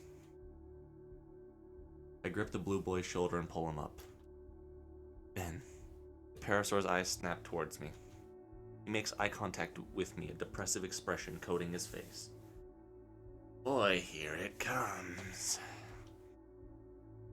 Inko, what are you doing here? You know what I'm doing here, Ben. This is my wife you're talking to. I wanted to see Olivia. Olivia's silver eyes finally lift, and the pain reflected in them threatens to shatter my aching heart. Oh, sorrow. Ben looks back to see those mournful eyes too, though his reaction seems to be the opposite to mine as a smile draws across his face. Inko, hear me out. I'm trying to organize a eulogy for him. You know, say our goodbyes. He deserves it. Olivia, me and you, he helped us out so much, and... While the Parasaur rambles on, I turn my attention solely to Olivia. I push past Ben and take a knee next to her, now eye level with her. Ben stops talking. I can feel his stare boring in the back of my head. He wants an answer for whatever he was just talking about. And a eulogy? It's surreal. To think I spoke to him only yesterday and he's just... gone. Eulogy. It's the least we could do, but he deserves so much more. So much more. Yeah, right. Olivia is probably feeling what I'm feeling right now. This fight between reality and emotions. Idakon's gone, and I'm still trying to process it, trying to accept the fact that I'll never see him again, or listen to him again, or get advice again. Never get to impress him or show him how much I've improved because of his lessons. I don't think I can accept that he's gone. Ben clears his throat, snapping me from my stupor back to our reality. I'm sorry to be pushy. I just need to know if you and Olivia are in or not. Ben turns to look at Olivia as he says those words. She, however, continues to stare absent-mindedly at the wall, almost as if Ben's words were not emanating from right next to her, but a few dozen miles away instead. And I don't think... Suddenly I feel a cool scaled hand fall on top of my own. Turn to look at Olivia's pain-stricken eyes. Gaze deeply into mine, pleading, begging to make the pain vanish. I don't know what I should do. Oh, no.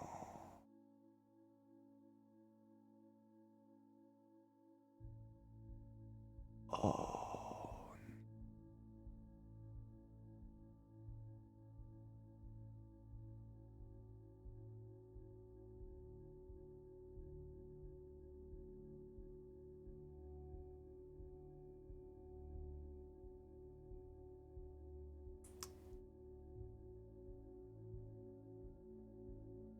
Oh.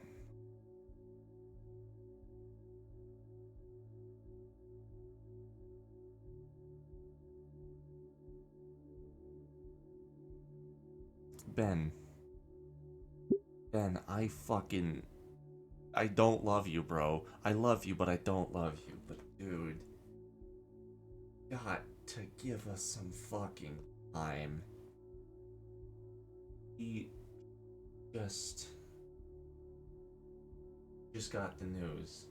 I can handle it. Hi, Inko. Inko can handle it. He didn't have as deep of a connection, but not Olivia. Not in what she said that he was the only person who seemed to care about her. The only person who gave enough of a shit not to give up on her. Oh no, this is not a good time, Ben. Can you just please give us some time? Inko, we're on the same wavelength. Give us some time, Ben. Student council's president, taken aback by my words. But you, Olivia. His frustration with us seems to grow with each second. Ben, look. No. I fully turned to Ben with my hands raised defensively. Listen, we need to do this. For him, for everyone that cared about him, for us. So why won't you help me? We want to, Ben. And you see that what you're asking for is way too soon. We just fucking found out, Ben. His breathing is haggard now, his composure completely blown. His own pain is painted across his face as he allows the glass to slide away from his puffy red eyes. Just... Ben.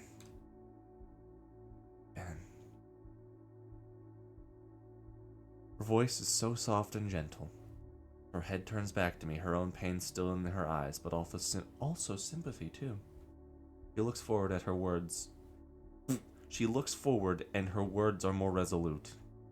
And I understand. The Parasaur boy breathing hitches. You're right. We should do this, and I will. Promise I will. But it's too soon.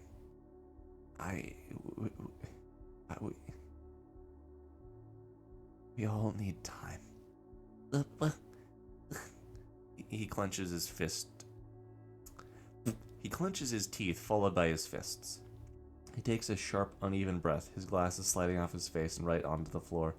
He's so agitated, so exasperated, and devastated that he doesn't seem to care.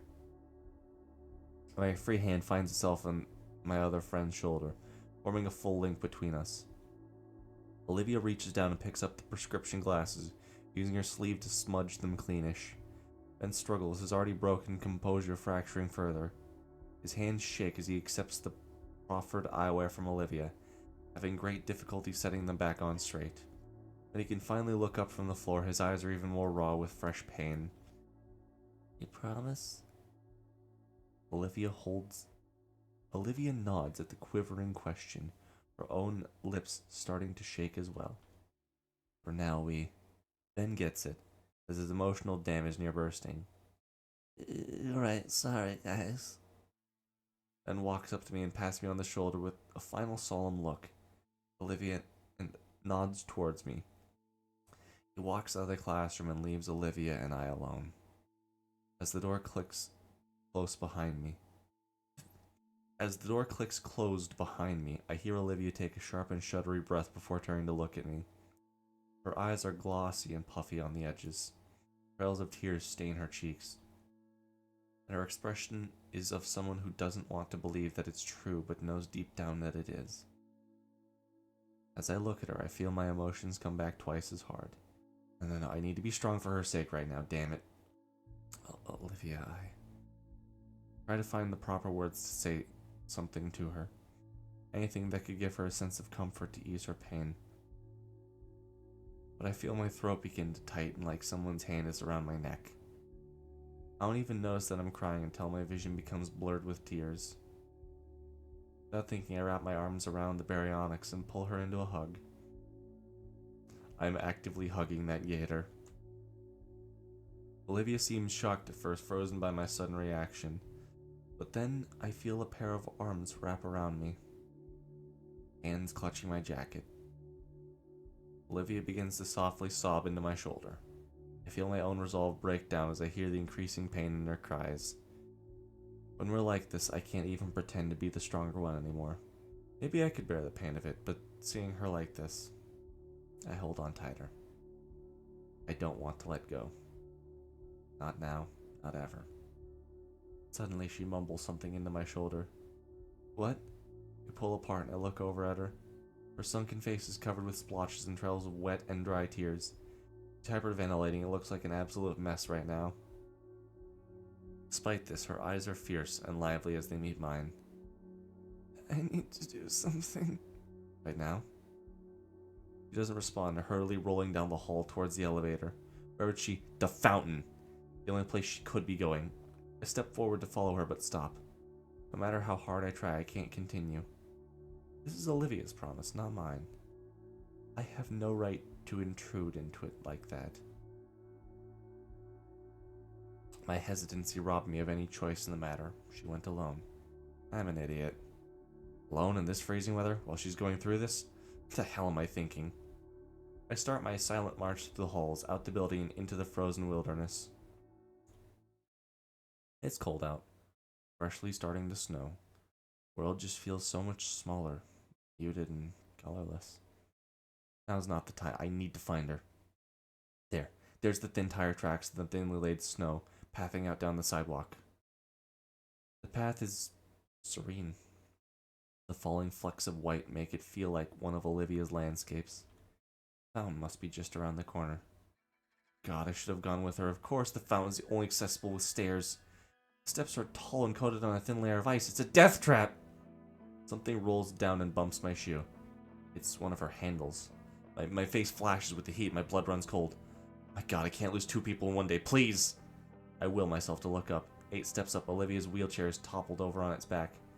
Seat ripped, wheels spread, it's unrecoverable. Olivia's 2 steps further, halfway onto the next ledge. Her arm reaches up for the next one. Olivia! She stops and slowly looks back. It's a look of shock and humiliation at being seen like this. She turns back and starts pulling herself up to the next step. Damn it! I take a step up and catch myself. It's a wonder she got this far. I find my balance and start marching up towards her. Her arm slips on the ledge and she falls back. I caught her in my arms from behind. I didn't make it. She looks up at me, eyes still filled with tears. Carefully set her down on one of the steps. She hides her face in her palms. I failed. Chokes back a sob. It's the stupid fuck up. Fucking chair. She then continues to weep. I sit here and stare for a moment, trying to figure out what to do. I really haven't been in a situation like this. Poor girl is shaking. Whether it's from the cold or a situation, I can't tell. Instinctively, I wrap my arm around her, pull her close to me. She shifts her body accordingly, and we end up in an embrace.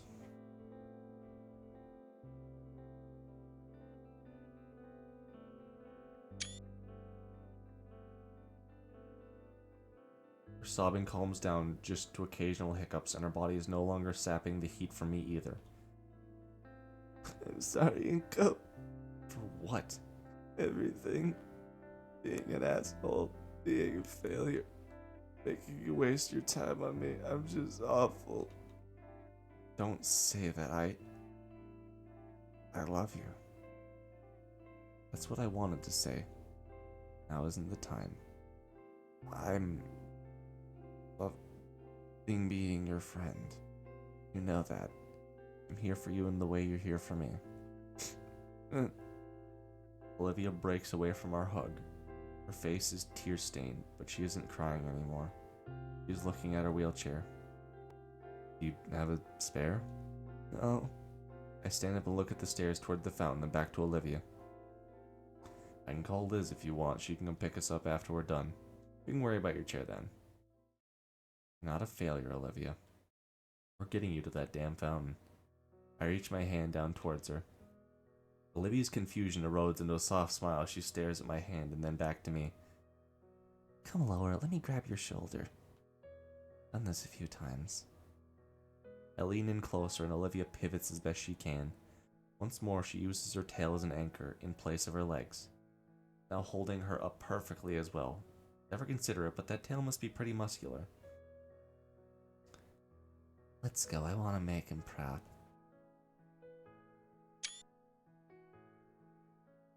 I climb up the next step, planting my foot on solid ground. Olivia waits for me to stop before quickly moving her tail up to the next step as well. It's sort of like her each one leg. Simple enough. It only now occurs to me how close we are. By close, I mean I'm practically cradling Olivia against my side. Up another step. Eventually, we finally make it to the top. Oh, it is the same pose.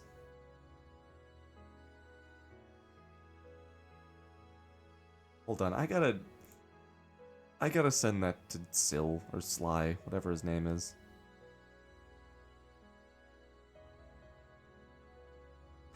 Wind, you don't actually know this? On Discord, I have Sly as one of my friends. He sent me a couple of, like, concept arts of, He sent me a couple concept arts of Snoot. I'm looking back at it and I'm like, yep, nope, that literally is.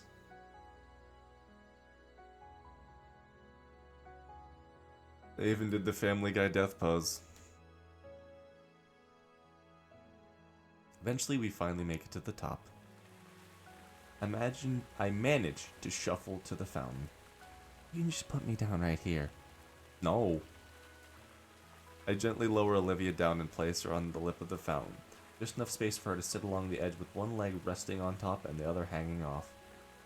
She looks into the still water in contemplation. My eyes follow hers, focusing in on the coins that have been settled at the bottom of the fountain, though hard to see through the opaque ice.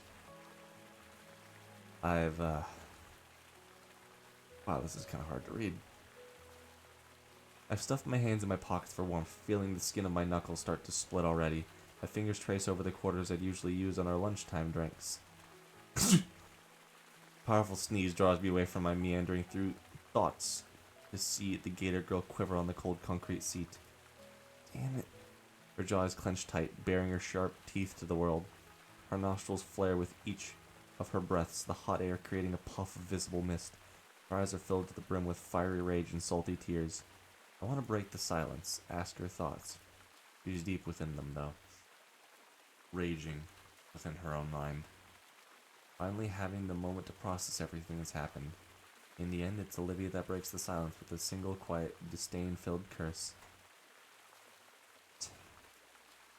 Damn it all.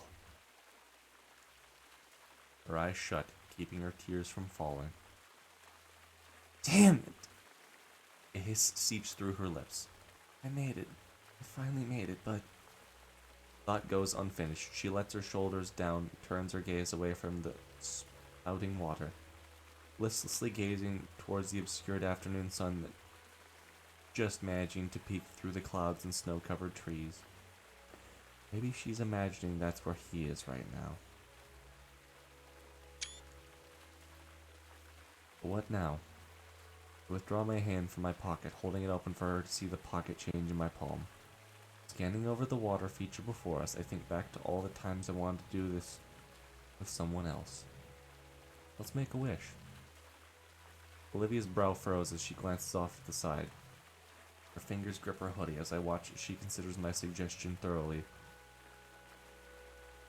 A wish sounds good right now. I motion her forward. The gator girl holds her hand out to me and drop a quarter in her palm. On 3? I nod in reply. 1, 1, 2, 3. 3. I wish for... Our twin coins flip in the air together. I watch as the coins spin skyward, crashing through the falling snowflakes. At their apex, the coins seem to pause, just briefly touch one another. With a synchronized... Both the quarters hit the water together. Leaning forward, I see the coins even landed on the same side. Heads. wonder if that'll double the chance to make her wishes come true or something. I let out in amusement from I let out a huff in amusement from Olivia's comment. But the more I think about it, the more I hope it does. We stay there, looking at the fountain together in silence.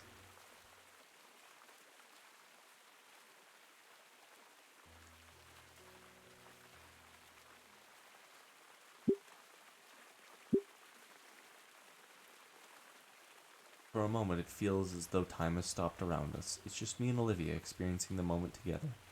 It almost makes me forget what had just transpired, what we were dealing with, what kind of future the two of us were looking at. In this moment, though, none of those dreadful thoughts mattered. What matters right now is finding a small bit of peace, of solace. A little bit of calm before the storm that was inevitably coming. A harsh wind chill finally brings Olivia and I out of our thoughts. Hey, sorry for being super distant earlier. You don't have to apologize for that, kiddo. Everyone goes through these sorts of things differently. No, but I feel bad. I know I'm not the only one who's sad that he's gone, but the pause makes me stop and turn around to face her. I can see it in her face that she's trying to form the right words. Edith Ken was the first person who I felt was a role model for me. He didn't just believe in me, he made me believe in myself. Not just for my art, but being able to succeed in general. I knew that he meant a lot to her, but I never realized he meant that much to her. More than anything, he actually cared about me. My thoughts and... I felt... Olivia's lips tremble as she struggles to voice the thoughts. Normal. God, I sound stupid saying that. I shake my head. You don't. It was important to me as well. It's okay. I know how you feel. Gave me some of the best advice I'd ever gotten from, well, anyone. Encouraged me to follow my dreams like you. I wish I had met him sooner.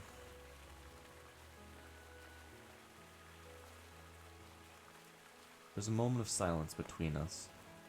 The air is filled with a mix of sympathetic emotions. Shared sadness for the passing of someone who made an impact in both of our lives, but a sense of thankfulness that he did grace our lives. Guess we got both our issues, huh? I guess so. A fresh breeze of icy air sends a shudder down my spine. What should we do now? I pat off the growing pile of snow on my shoulders and head. Let's see. I look at my phone. School's ending in 10 minutes. You want to chill here until then? Well, the pun is fully intended. Sure. I look around, noticing a tiny bench for two nestled against a tree. The gator girl must have noticed that she's already holding her arms out for me. I recall something, a certain pair of raptors. I kneel down, facing away from Olivia. I can feel the icy flakes melt off me as Olivia leans against me again. Her powerful arms wrap around my shoulders, clawed fingers digging into my jacket. My fingers locked together to form a makeshift seat for her behind me.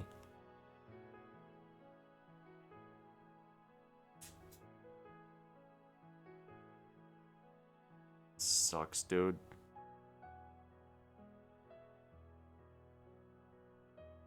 This really sucks.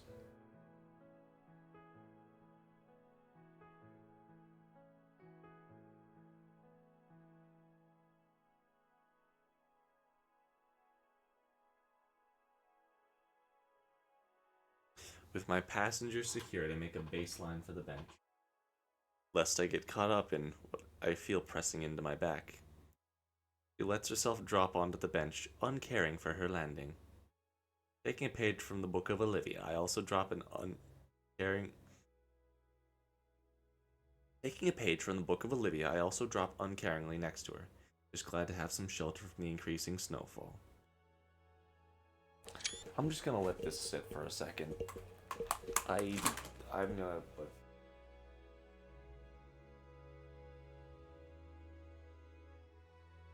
I'm also gonna go check on my dogs again.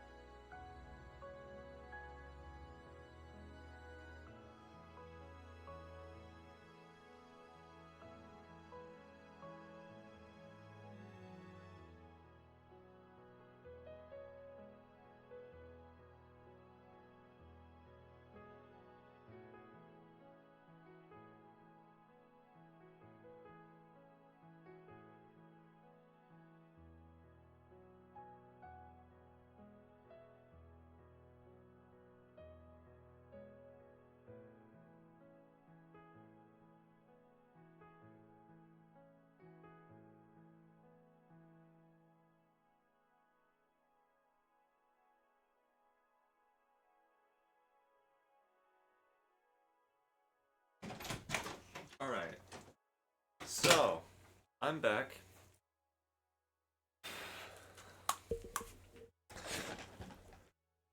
I'm not gonna cry right now. No, that happened during the actual death scene. Just a little bit. Just a little bit. Fun thing, I can cry almost completely silently. It just changes my voice a little bit more to be a little bit more like this.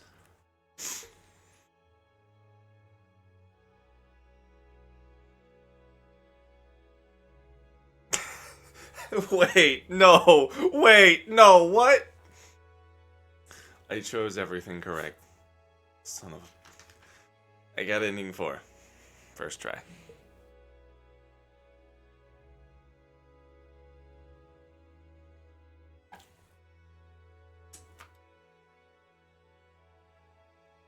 I do want to say I'm a little bit upset because somebody, I think, ruined it for me. Somebody was like, oh, use the key, or like, don't use the key, or something. Somebody told me whichever choice was correct with the key. And I'm like, I kind of didn't want to know, but I also kind of do. It was like... They didn't spoil it, but they said, you're taking the decision for her. And I'm like, well, that's kind of obviously the wrong thing to do. But before we continue here, I'm not upset. I'm just like, don't spoil it.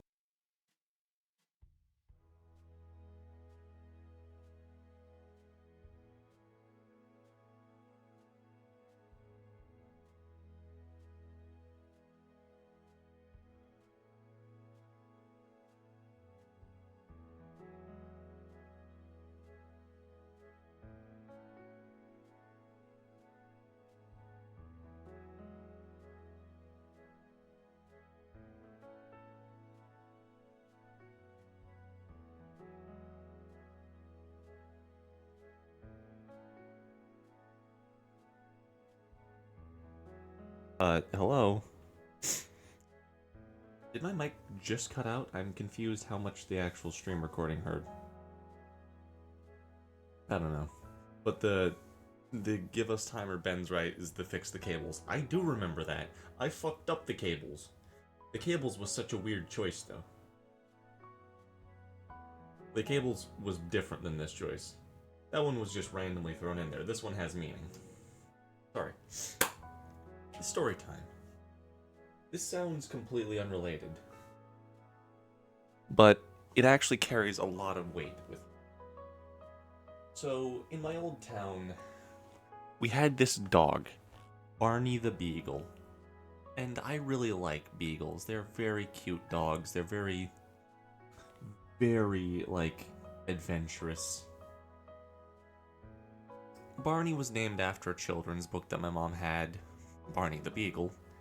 And I never knew really what it was, but this dog I had known for all of my life. We had a previous dog, Samson, that I told a little bit about. I might have said it on stream here, I don't know, but Samson's story is for another time. Barney the Beagle, when he was just a puppy, had a little white square on the back of his neck. They wanted to call him Diamond, which would have been a stupid name. It was quickly vetoed. He was such a sweet little baby boy. He would never bark unless he was really happy or really scared. We trained him pretty well, almost too well. We took him to a dog show at one point, try and get him to woo over the crowd and have us win some sort of prize. Now, Barney Beagle, in doing that, didn't want to bark because he didn't know what was going on. They held a rabbit right next to his nose and he just smelled it. Didn't bark, didn't do ooh, not even once.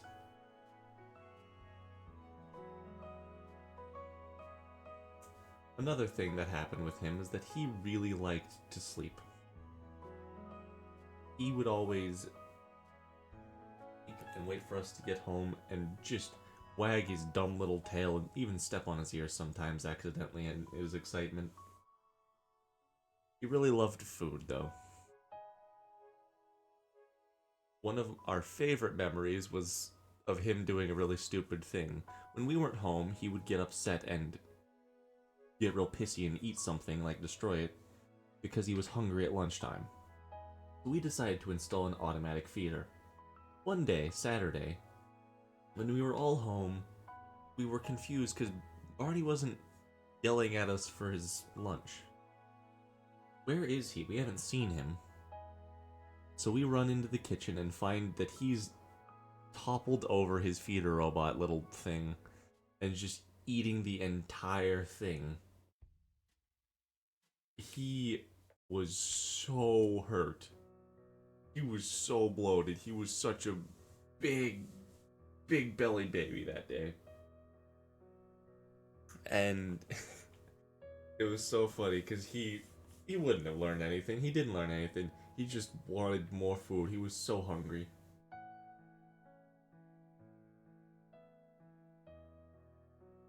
The point of all of this relates to eventually he became a really old dog. As all dogs do. It's their greatest crime. That they have to grow old. Couldn't hear very well, couldn't see very well.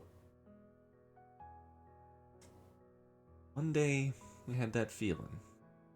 Where you know something's wrong. You know that they know. And you're never prepared for it.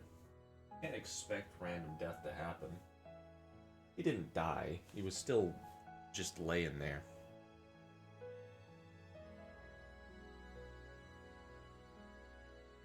My mom has never been good with handling death.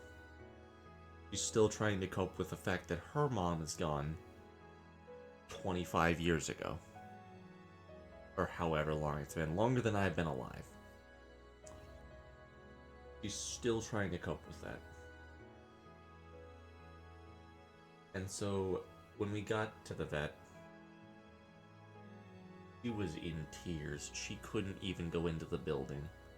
My dad was carrying the dog, and I was following along, not sure what to do.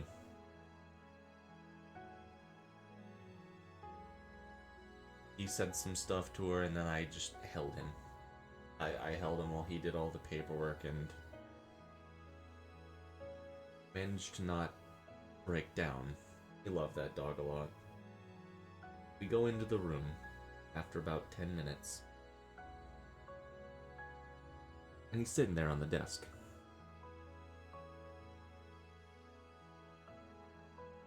Not sad looking, just sitting there.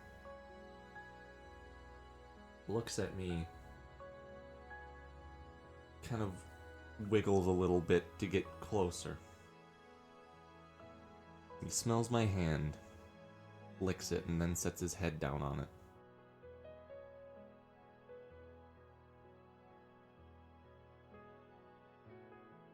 After a while, the nurse came in. She just saw me gently petting the dog. I gave him one last forehead kiss. She gave him the shot, and I just stayed with him. My dad couldn't handle it. Well, he could. He sat down, but it hurt him a lot.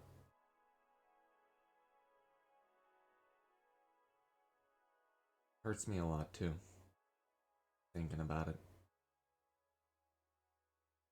There's something that you gotta do sometime where whenever you look at somebody, whenever you see someone who's hurting or going through hell, see if someone's struggling. Your best just to be there for them. Not gonna be perfect, but you do what you can. I think back to that dog, because I read something where it's like dogs, when they're being put down, will run around scared that they don't know where their owner is at, or they don't know where their friend is at. And I wanted to stay with him because he might be only a part of your life, but you're always there for him. Someone to watch over us in our time of need.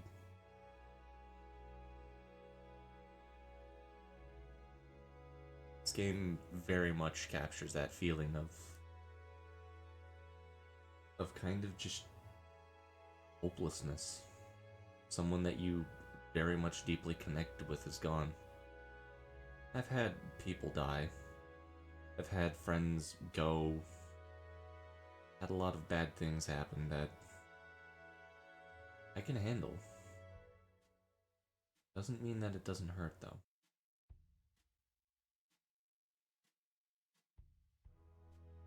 Ultimately, I think that it's just people mourn in different ways. Loss happens, but so too does love. In this sense, if you can be there for someone, their time of need, when they're hurting, makes it all worth it. I like this game. I think it's teaching me how to love more. Not in a romantic way, but more in a love life way.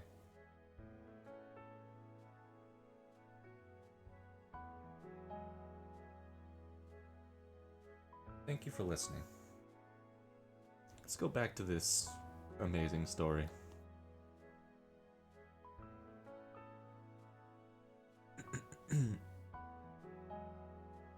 Here we are. Mission accomplished. Now what? Now, you work on trying to move forward, one step at a time, best you can. You put one foot in front of the other, or in Olivia's case, you put one wheel in front of the other. Curiosity compels me to ask Olivia something. You don't mind me asking, what did you wish for? I don't think you can tell someone what you wished for, or else it won't come true. The superstitious side of myself says that she has a fair point, so I decide not to push her any further on it. Just curious was all. We continue relaxing in comfortable silence. I mean, I don't mind telling me if you tell yours. It's only fair. What did I wish for just now? Hard to put into words. It's not like something specific, rather a feeling that I keep coming back to. Back before I came to this school, I would have wished for more friends or a successful future, or take back something embarrassing from the past, but now that I think about it, I didn't need to make a wish. That's too vague. I know, but I don't really know how else to put it. Come on, at least try. My best memories from the past few months. This. Being outside in the freezing cold? No, not that. What do you mean then? I struggle to find the words without making myself sound stupid. You know, we've hung out together, but not often it's just the two of us. Just us? Yeah, that doesn't happen a lot. I wish it was like this more often. Baryonyx's eyes go wide. Shoot, maybe that came out across too weird. I just want to get close to you, you know? I watched the beginning of a blush form across Olivia's cheeks. Wait. I don't mean it like that. I want to get to know you better. She glances away, laughing nervously as her tone changes drastically. Yeah, I understand totally. I breathe a sigh of relief.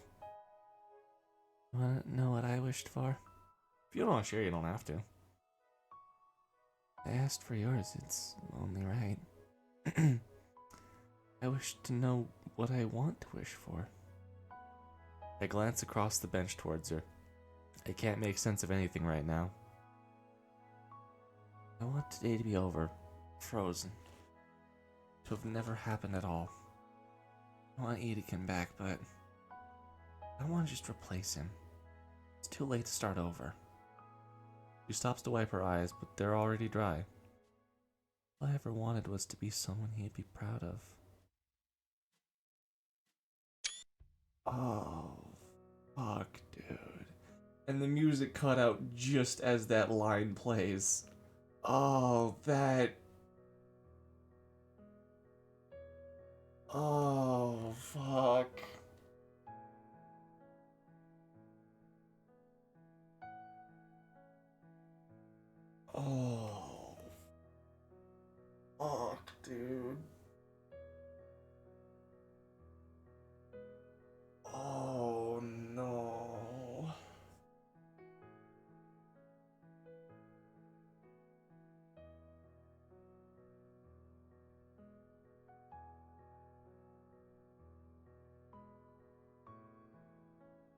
I think the music was convenient timing. Yeah, that's what I'm getting at.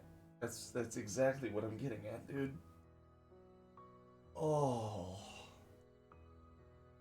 I have another story, actually. This one just came to mind. This will sound incredibly insane. But something I do is I hold a lot of religious faith. And I don't care how that makes me sound. But something I've always believed is that there's no such thing as luck. There's no such thing as coincidence. I genuinely believe that. Where, oh yeah, it's a 50-50 chance. Okay, yeah, it's either gonna land one side or the other, but it will land. Like, doesn't matter the percentages, it's just going to happen one way or a different way. Doesn't mean that it's luck-based, you know? Just because I turned left instead of right doesn't mean that there wasn't a choice made there. You could choose not to flip a coin at all. And it's things like that where it kind of makes me a lot more confident? That's not the right word. Convicted in that belief. Because I could have stopped that story at any time. I could have said that, oh yeah, the Barney Beagle story was this or that. But it stopped and allowed me to perfectly have that music to just hit me.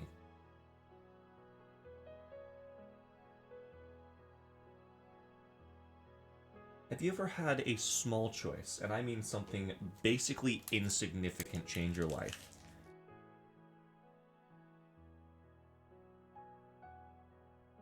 That happens to me more often than it doesn't. Where I make a small decision that dramatically changes something.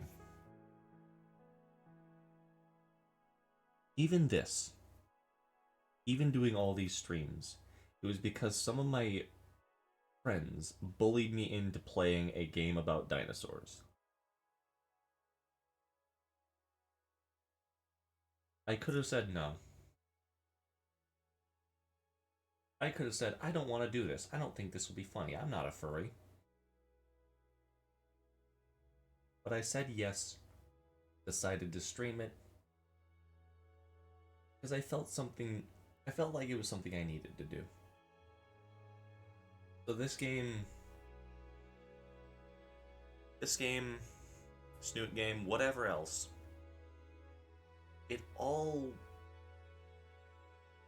none of it's a coincidence. So thank you for being here. I appreciate that.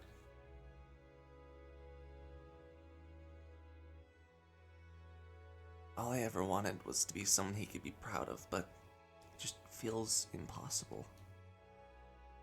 He looks away. I ended up picking something lame. Sorry. What's that? Olivia's still looking away. So while I can hear her hesitation, I can't tell what she's thinking. Or I can. No, I can't tell what she's thinking. What? War?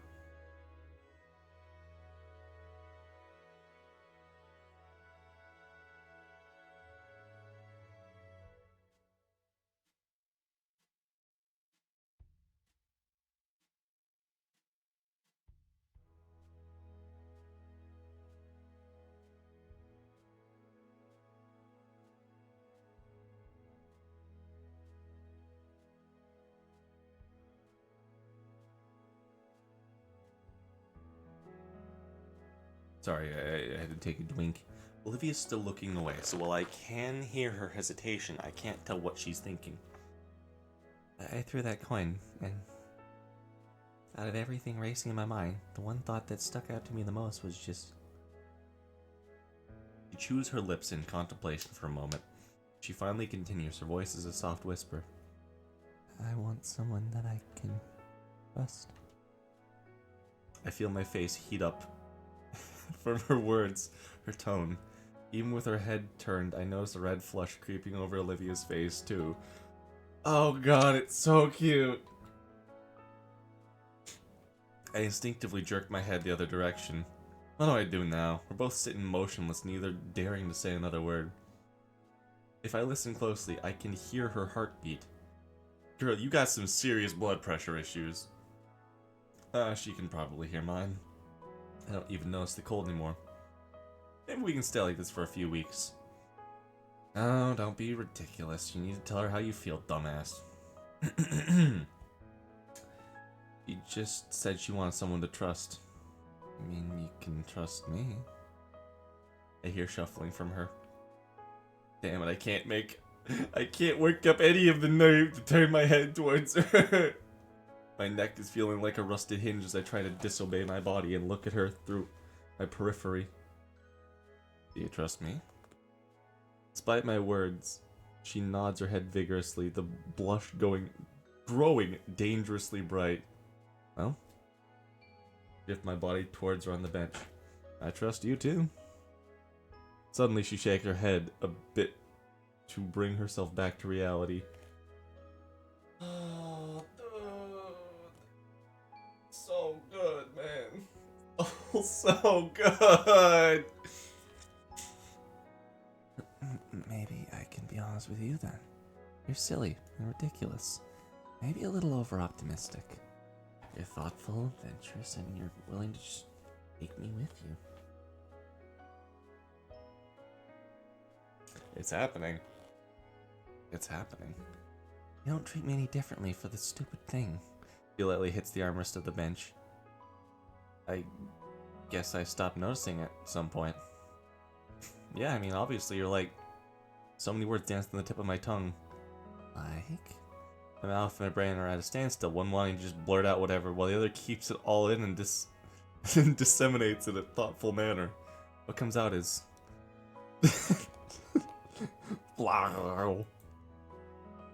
A furious snort rips from the gator girl's nose, followed by peals of laughter.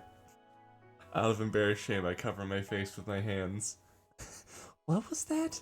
I cursed my nerves as I try to protest her continued guttural guffaws.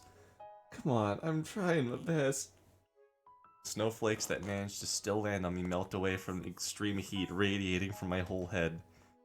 Olivia acquiesces, though, drawing back into just a very smug grin. Okay, take two. My head's temperature finally drops from the core of the sun to a more imaginable volcano. Thanks, jerk. Seeing that small quirk of her own lips, I can't stop a smile from growing on my face. I guess, be honest with her and yourself. Honest? At the very start, I thought you were just out of it. What? He almost ran me over in the hallway. Oh. He frowns and looks away. Sorry. Then he tried to get my seat moved. Sorry. Claw thing today? Not sorry about that. I figured you should be used, and you used to be hard to talk to. I felt awkward every time I'd even try. Like, thank rap to Jesus for Damien and Liz, because otherwise I wouldn't have gotten to know the real you. Olivia rings her clawed fingers together. And what do you think of the real me? She is easily the most caring person I have ever known. I mean, yeah, she can be a little selfish. Selfish? What? Doesn't think ahead sometimes. When she cares for something, she just has to do everything she possibly can for whatever it is. Is that what you think? You're quite caring, passionate, and what? And I know Mr. Ikan showed that in you too. Olivia's eyes water at the mention of our mentor. Thanks, Inko. How's the timing, Inko? Just say it.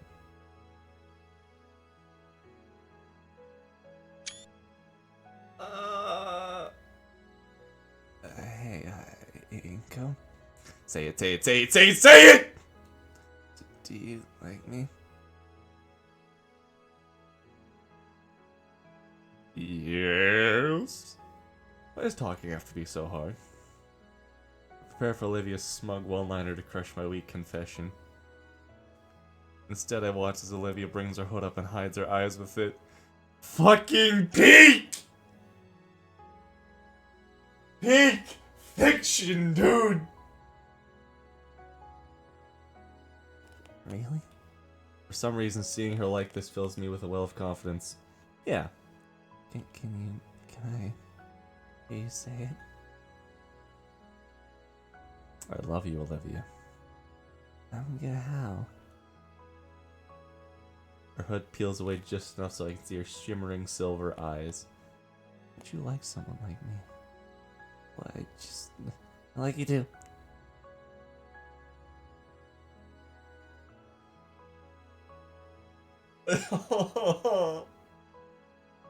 Olivia brings her legs to her chest, holding the limbs tightly to her.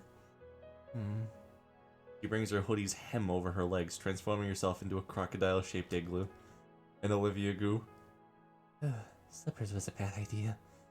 Oh crap, you okay? Fine, just call someone. I cough awkwardly and get my phone out to call Liz. Hey, Inko, is that you? Aren't you supposed to be in class? Skeller let Olivia and I out early. Oh, okay. I told Professor about him. See, is everything okay? Yeah, we're fine. Hey, you need to go to the park right now. We busted her chair up. We're also stuck. There's a keening whine from the bundled crocodile next to me, her tail wrapping around as if to hug herself. Broke? In this weather? Are you two okay? Liz, I'm always broke. I'm a high school student. We're fine. Can you just come pick us up? I shouldn't have included that. Sure. Choking on my own spit. Choking on my own spit. Sure, I think I remember where that is. I'm with Principal Skiller right now. Once we're finished, I can get you two on the way home. Thanks. After some shuffling, the call drops. I turn back to her. She seems more anxious than anything right now. You good? Yeah, I'll be okay. The stovepipe maw of the Olivia glue chatters quietly in the cold. My concern finally takes hold, forcing me to finally close the gap between us. She said the chair had no replacement. It'll take a while for a new one to come. That means she'll be trapped at home, completely sealed off from the outside. Man. The beginning of Olivia's annoyed protest die of exposure, giving a grumbling acceptance as I wrap my arms around her shivering form. You're lucky you're warm, Inko. Yeah, I definitely feel like it. As her body shifts and nestles closer against me. Olivia's tail lays on my lap, the shivers reverberating through it the most. I lay my palm atop it, freezing cold. I lay my palm atop it, feeling the cold limbs shaking slowly still. Some long-distant trivia about limbs losing heat the fastest spring to mind. In the hopes of keeping the frostbite away, I pet the heavy tail. As I do so, I hear the silliest sound rumbling from Olivia's chest and throughout the rest of her. Like a purring cat. There's a new sensation on my cheek now, soft and warm.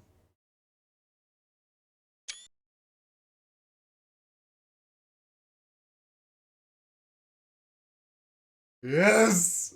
Yes! Yes! Yes! Yes! I wanna boop the snoot! The temperature keeps dropping. I can't put the heat on.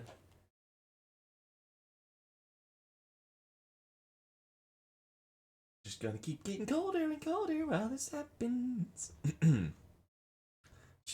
Eh? Her lips are planted on my cheek, and this nice. As I continue to warm her tail for her, I feel her warm lips press more and more against my cheek. I don't know if kisses are supposed to be long. What the fuck was that? Oh shit, my window just broke.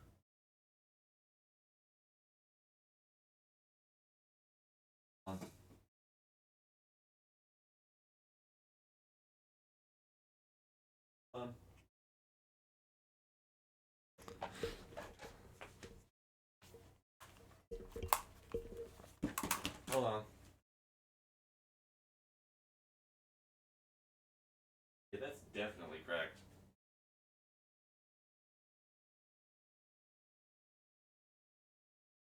It's a fun thing. I live in a barn, and it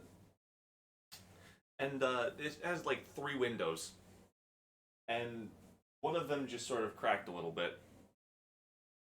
I don't know why. Hold on, I got tape. I'll just tape it up again.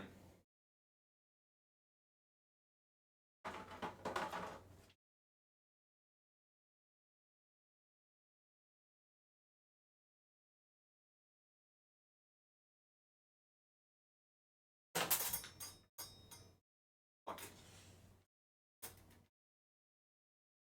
Okay. We're good. We're Gucci.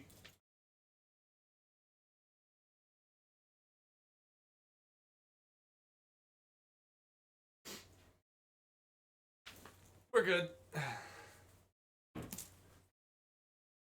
Talk about killing the mood. Yeah, stupid window.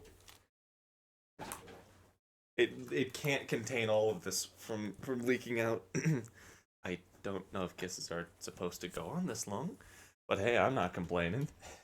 And to be this wep, and now the lips are moving and some pointy things are there, and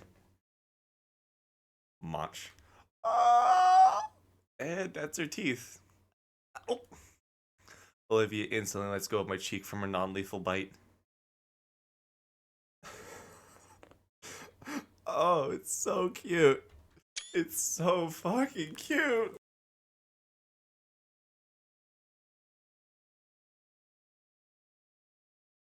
Oh dear God, it's so cute. I can't handle it, man.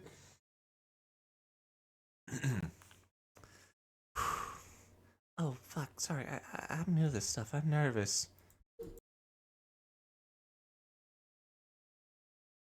Girl, I mean this legitimately. At this point, I don't care if you bite the fuck out of me. Like, take a whole damn chunk out of my arm. I could not be mad at you.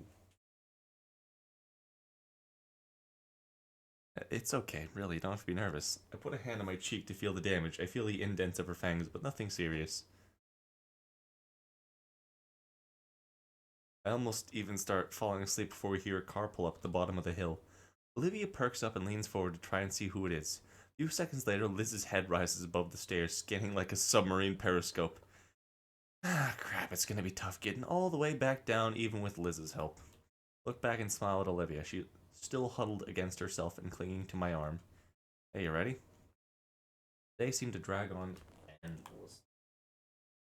Liz's arrival had ended our embrace, and she had quite the dour look on her face. She said she'd be in a meeting with the principal, and I could only imagine how the faculty and student council were reacting to his passing. Her mood seemed to lift a little, at least, when she saw Olivia and I both huddled together beneath the tree. Olivia's mood, on the other hand, plummeted, probably from the way Liz and I had to carry her to the car. Oh boy. The ride to the Payne household had been silent, save for Olivia's grumbling and embarrassment. I think I'd be in a similar mood if I was treated like a sack of potatoes, but then again, how else were we supposed to carry her? Like a bride. You carry her like she is little Russian lady. Gently. I should suggest more leg workouts to Coach Solly, just in case. Damien and Randy were waiting for us at the curb, the older man looking over Olivia with worry. When your friend told us so, an hour beside ourselves. When your friend told us so for an hour beside ourselves. I'm quite fine, Randy didn't really hear her, as the instant the car door was open, her legal guardian pulled her into one hell of a bear hug. Come on, I'll get you kids some hot cocoa. Damien watched on with a smile of relief as the father hauled her over his shoulder and marched into his home. You guys want to stick around? Vinny's still in school, so we'll have the consoles to ourselves. It's still early, all things considered. Sure. That sounds nice. Liz? I'd like to, but the council still needs to prepare for the arrangements for his, well, you know. Maybe I'll come by after if we... Alright, well, if you do, I'll make sure there's some left for you. Appreciate it.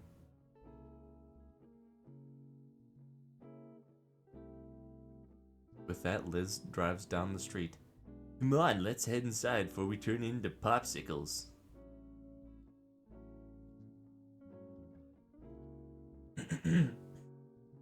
Setting into the well-worn couch, I note a distinct lack of the baryonyx. Where is she? Randy chimes in from the kitchen, busying herself with an old-fashioned kettle. She won't rest on her bed now, boys. Give her some time. No one can resist hot cocoa during weather like this, especially not how I make it. Never had homebrewed hot chocolate, but if it's anything like cooking, then it must be some good stuff. After a few minutes, Randy comes out with a tray. Here you go, guys.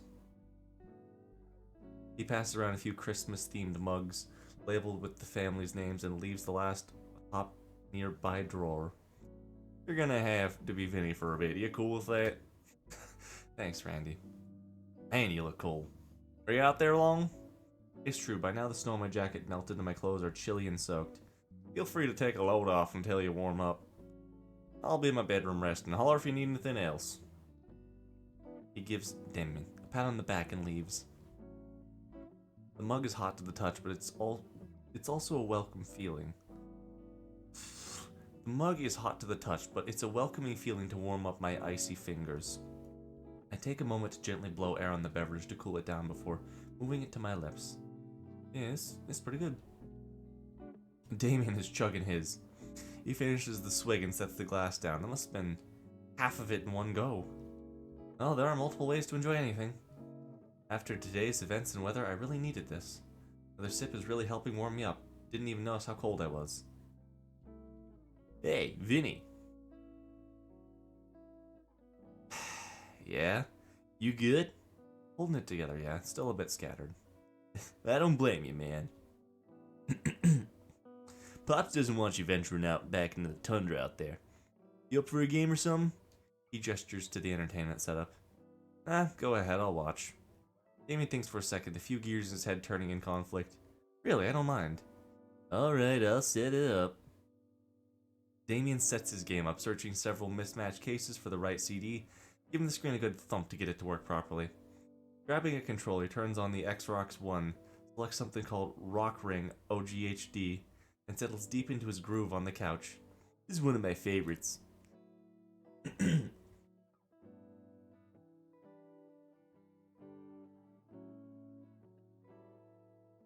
After a minute or two of gathering a full lobby, the Diplospino Dino picks his class and begins his virtual rampage.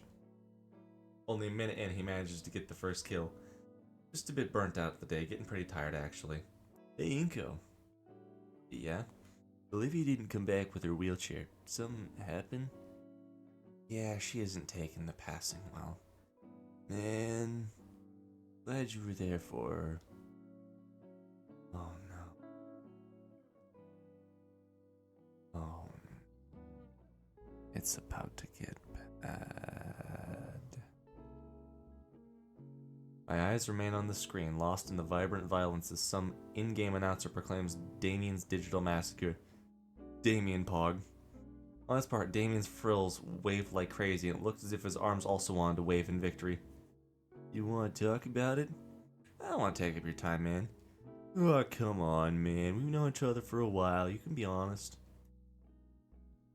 I'm not sure where to begin. Edekin was really cool. I don't really have the right words for it. Somehow I feel like I'm unqualified to speak on it. I mean, compared to Olivia, she knew him better than I ever did. He was important to her, yeah? Talked about it a bit before, but I'm worried I'm not much help. Well, that's what we're here for, right? To help her out in any way we can.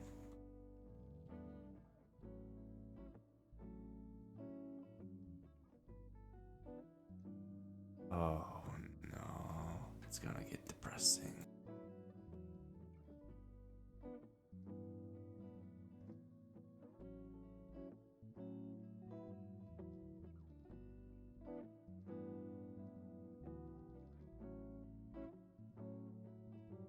And I just finished my drink too. Oh no.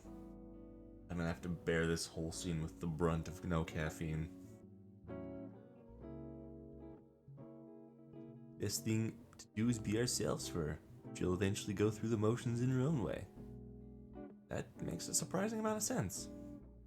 I slowly look up from my mug over to Damien. Make it sound easy. He briefly meets my gaze before turning his attention to the screen. Hey, I know I'm not the smartest guy around. I know Olivia. We don't share parents, but she's still my older sister. Older? Her birthday is first. Knowing her, you'll be able to manage. How are you managing? Me? I'm still trying to sort the maelstrom of emotions running rampant in my head. I'm overwhelmed, I guess. Wish I'd gotten to learn more. Lydia could probably recite some of his lessons by heart. Yeah, she probably could. I remember the first time she got to work with some special paints in his class. She was ecstatic. Came home a mess, covered all over with blues and greens, leaving tracks behind wherever she went. It's like Samson. Damn it. When Ma saw her carpet vandalized, she threw her right into the backyard and hosed her off. I ended up joining in because it looked fun. Behind the hallway leading up to her room, part of me wants to see if she's alright. A part simply wants to be close to her again. Damien looks back again, the unspoken question clearly written across his arched brows. What about Olivia and you?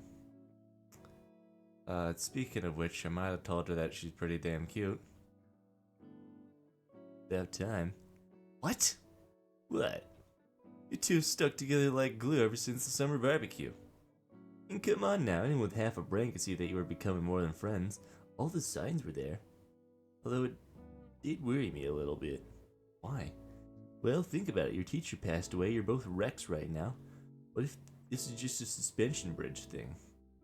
I don't know, man. It only just happened. You're right. I do. I do like her. I know that. Just scared of the future. How so? There's just a bunch of things I still don't get. Maybe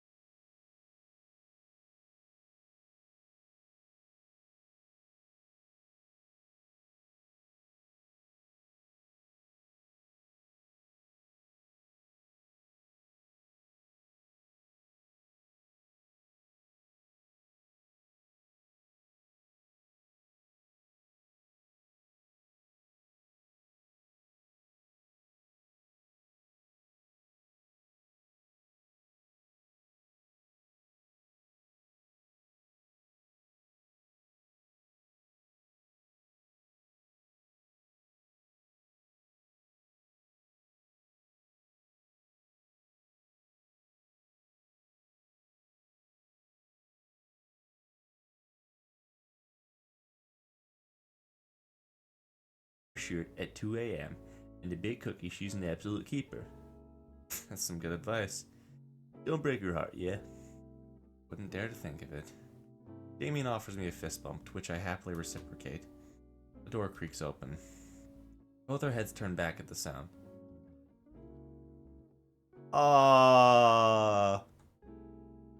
She kneels in the doorway to her room, leaning against the side railing. Ah.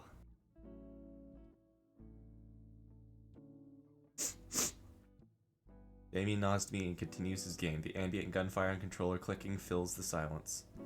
I take the hint and stand up, slowly approaching Olivia as she tries to shuffle down the hallway.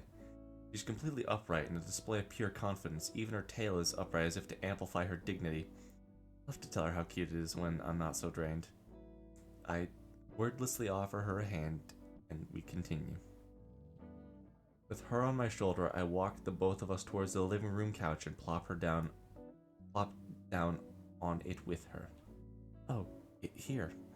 I lean forward to grab her cocoa from the coffee table. Most of the warmth is gone by now. Guess I can go warm it up in the microwave for her. She's tugging my arm. Come on, it's cold. She starts leaning harder against me to keep me from getting up all the way. Alright, fine. I give her the mug and she goes to start sipping instantly. I was going to warm... My voice dies. I feel her settle against my legs with a relaxed hum. Her body relaxes more and I'm allowed to sit up enough for her to settle in by my shoulder. She's warm. The two of us watch Damien's game continue. Olivia continues sipping down her drink, letting one hand free from the mug. Her hand finds its way to mine and our fingers curl around each other. Damien plays a few more. I don't really keep track of how well he does. He finishes one last match and yawns, stretching back over the couch.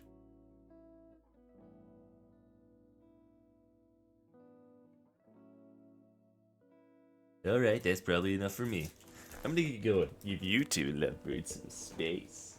Damien, what do you mean by that? What do you mean by that? Alright.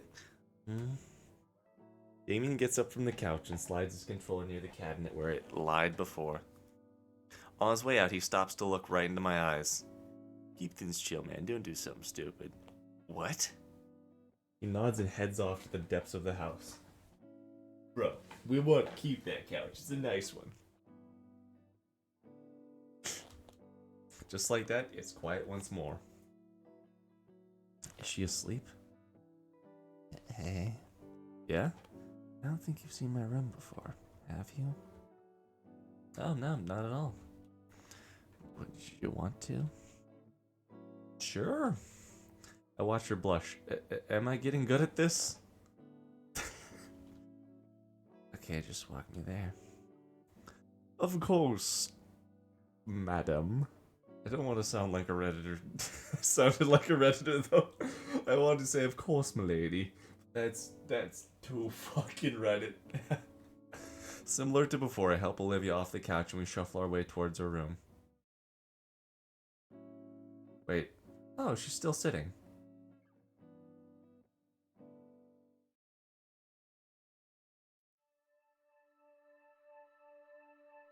Is that Among Us? That's Among... General quarters, stop it. I don't care. Is that Among Us? Wow. Not sure what I was expecting her room to look like, but I'm surprised. It's the air that hits me first, a strange mix of heavy, fake floral candles trying its best to cover the almost nostalgic scent of art supplies. Band posters, paintings of dinosaurs cover a lot of her wall space like the room is her own personal canvas. Her desk sat beneath the window again. Again, what space that wasn't covered by the faded-looking paper was instead covered in dried-up paints. Right next to that, a dresser holding up a decades-old television and retro gaming consoles. All in all, it reminds me of the rooms they'd show in older high school movies. So where do you want? Just on the floor is fine. I gently lower Olivia to the floor, letting myself sit cross-legged next to her in the process. So, what do you think? Suits you. Figured you wouldn't have any chairs. Got this really soft rug and beanbag chair over there.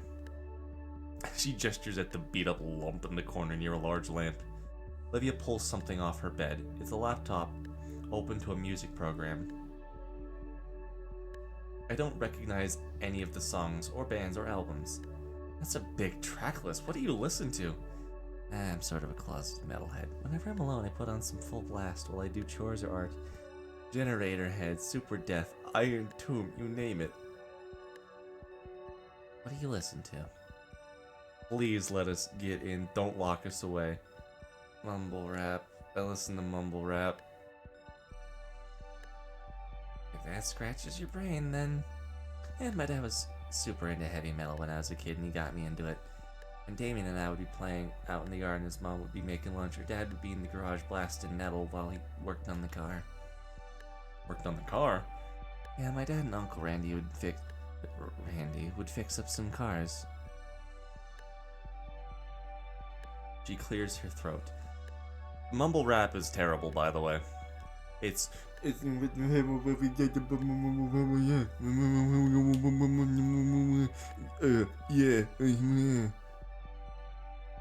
like the worst type of music ever. Because it's rap, which I'm not the biggest fan of, but it's also incoherent rap. So basically rap without any of the talent, skill, or necessary writing quality. Straight fire, you just spit there. I can make noises like the best of them. I got this shit down since I was like 3.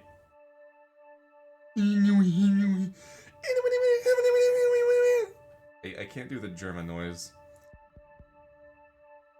She clears her throat. I think it's the first time I've heard you call him Uncle Randy. Yeah, I call him that sometimes, along with Auntie Sophia. You call him Auntie Sophia? Your right hand comes off? What do you... Olivia lunged over to chomp my hand. I have to take the moment to check my fingers in case.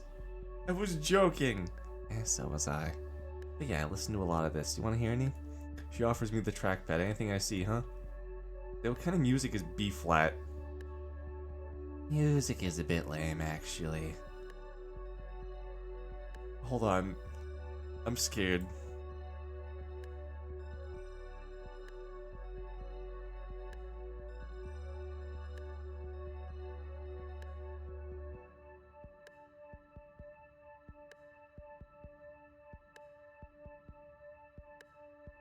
What the hell is that?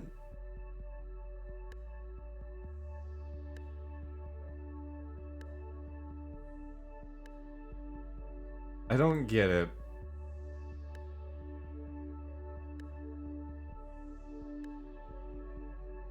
Wait here, there's actually something else. Something else?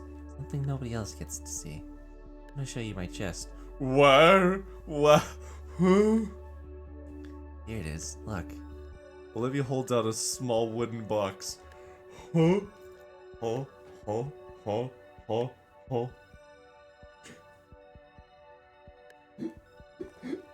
Hey, yo, girl, I know that we just, like, said we like each other. I'm scared of women! Olivia holds out a small wooden box. There are 2 rusted metal latches that have long since aged past their use. I can't see it quite well in the dim lighting, but I think if I were to hold it up in the sunlight, I see thin layers of glitter glue coating the whole thing.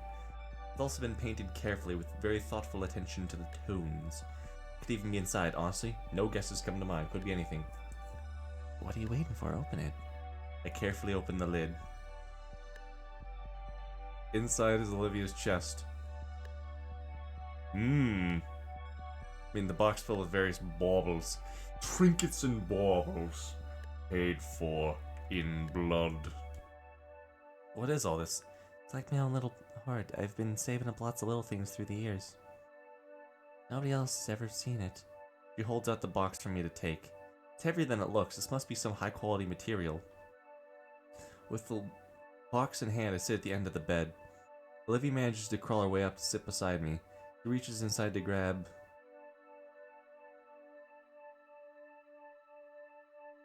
Oh, I get to choose! Oh, this used to be Uncle Randy's. Does the engraving mean anything? She shakes her head with a soft smile. Not really. It said it's harder to steal and hide stuff that looks unique. Really, I think he thought it looked cool and not tacky. I think it looks cool. You would. What about this? That's my first tooth. Never seen baby dino teeth up close before. So tiny and sharp. What's that one? That's 58th. Your teeth grow back? Yours don't? Humans. Okay, I got a fun story actually. So, this is completely off topic, but you know people usually have 2 sets of teeth?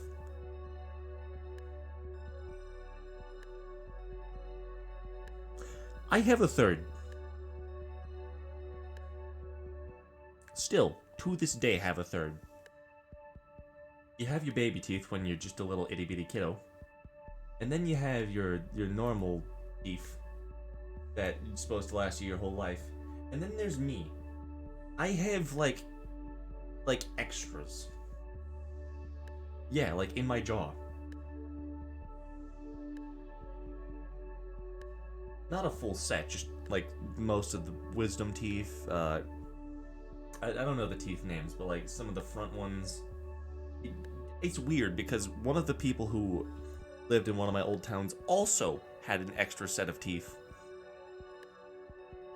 And so I always made the joke that in that town, the water gave people extra teeth. Don't know where she went, but it was like years ago, so it doesn't really matter anymore. But yeah, no, I have more teeth than you.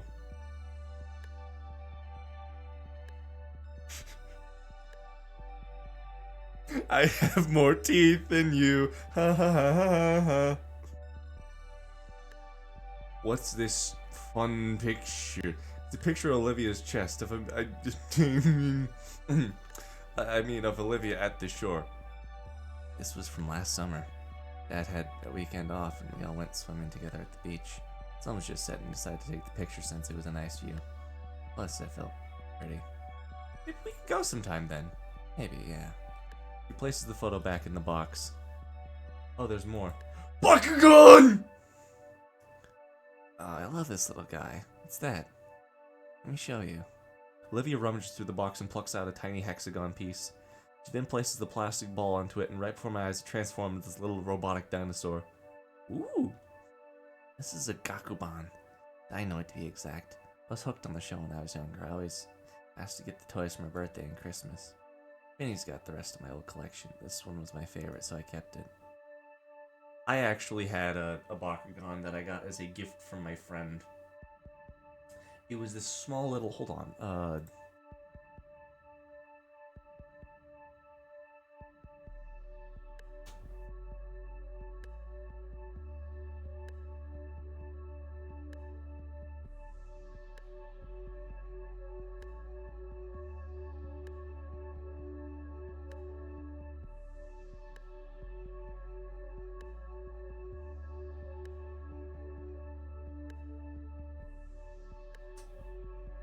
I have no idea what it was, but it was like... I've never been able to find it again.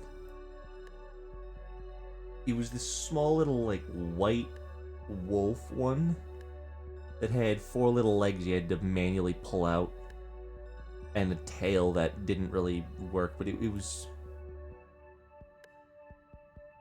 Oh, fuck, what was it?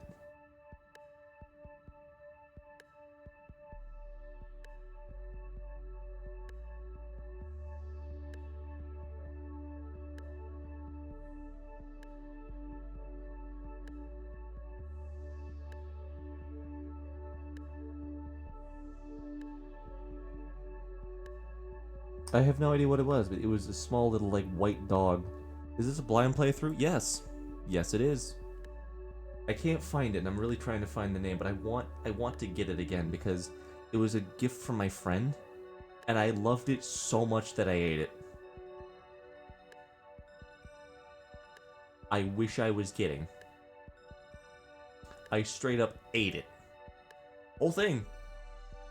When somebody gave me a gift, it was basically guaranteed that I would try and eat it. I still am a dumbass motherfucker. So it's like, oh, I cherish this, and my brain is like, ah yes, bite it. Bite it to show the affection. It's just my extra teeth trying to hatch, I guess. What else? That's a very square rock. What are these? Just a couple of cool rocks I found around. How could they look, so I kept them. Grab one of the rocks and give it a closer look. It's gray with thin brown lines all around it and smooth to the touch. It's a perfect skipping stone. That one's my favorite. Tastes like salt. How do you know that? Tasted it. You licked it. Oh, hey. Some of these look really cool. Of course they do. I picked them all out myself. Where'd you get these? Pick them up whenever I see them. Dime a dozen. Paintbrush. Very important paintbrush. Livy's lips turn upward slowly as each bristle of the brush flicks away from her thumb. Though she averts her eyes from mine, I can see the green of her scaly cheeks turn red. Sorry, just got sentimental for a reason. It's the first brush I ever had. Dad gave it to me on my 5th birthday. Her tone falters. Dad always asked me to make him little drawings. Every time I finished one and gave it to him, he'd tell me it looked amazing. He'd barely draw a circle, but he'd still gush over them and... Shakes her head. I think he put them in some scrapbook. I don't know, but he kept them all. Olivia looks back to me, her embarrassment turning into bashfulness. Thanks. Minutes go by as Olivia continues showing off her personal little hoard. All tiny objects that Olivia's chosen to keep with her this whole time, eagerly explaining the significance of every little piece of she's got locked away in here. Bro, I know I joke about it like, oh, Inko is literally me. Olivia is literally me. I collect rocks. I want to go see if I can find my rocks right now. I got like Pokemon coins here. I used to fucking love getting like Pokemon coins. You know the ones from the packs that are like in Walmart or some shit. They're like 5 different packages and like 30 boosters, whatever. It's like, oh yeah, let's just go and find some of the fucking cards. And they have coins and pins in there. I fucking loved those things. I have like 12 of the coins, but I don't know. They were all weird to me. They, like, I never understood why you'd use them.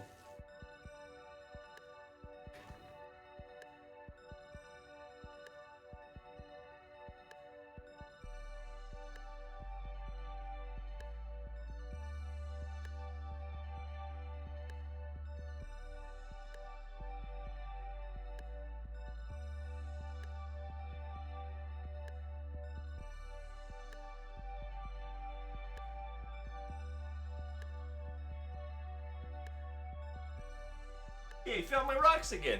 Hold on, they kept them in a different place. I kept them because they thought they were pretty cool.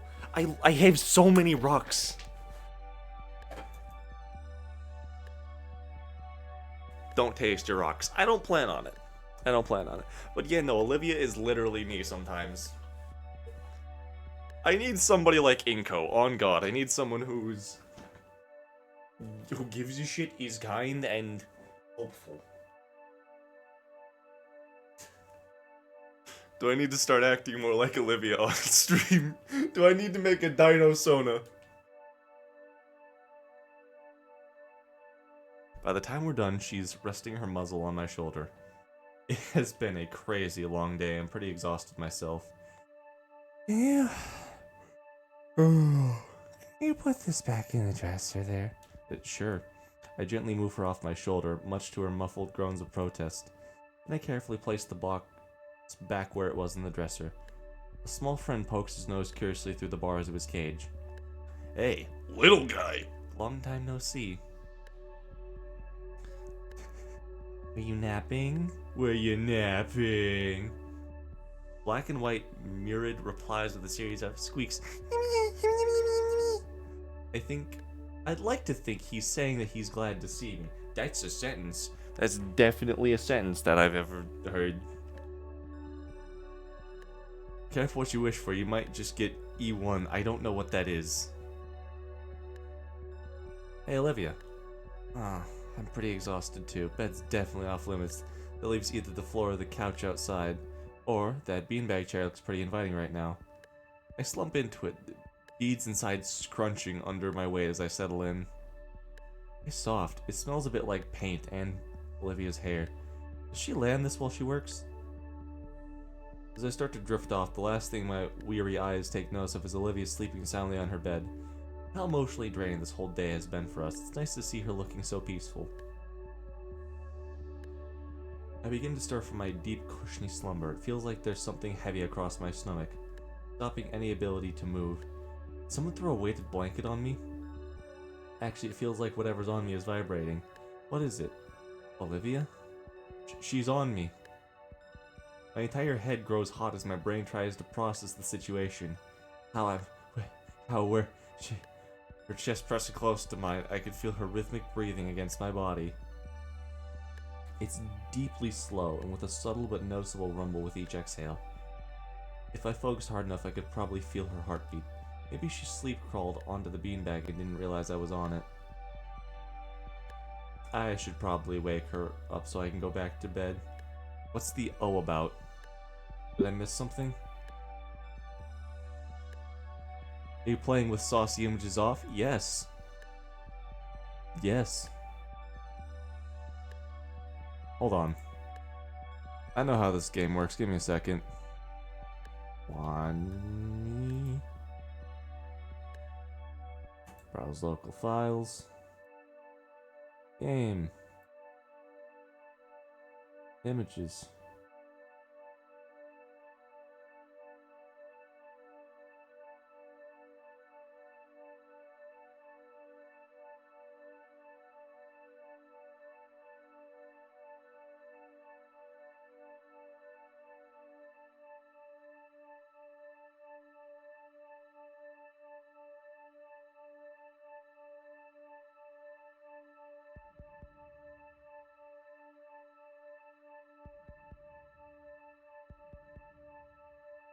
Oh, yeah, okay, I can absolutely see why this is considered saucy. That is just a whole lot of ass. That is a whole lot of ass on screen. Is she thicker than a bowl of oatmeal? Yeah, you're definitely right. Lord. And the crowd goes wild. I'm putting this in the video if I ever edit it. I'm putting this in the fucking video. My chat just going feral for Olivia.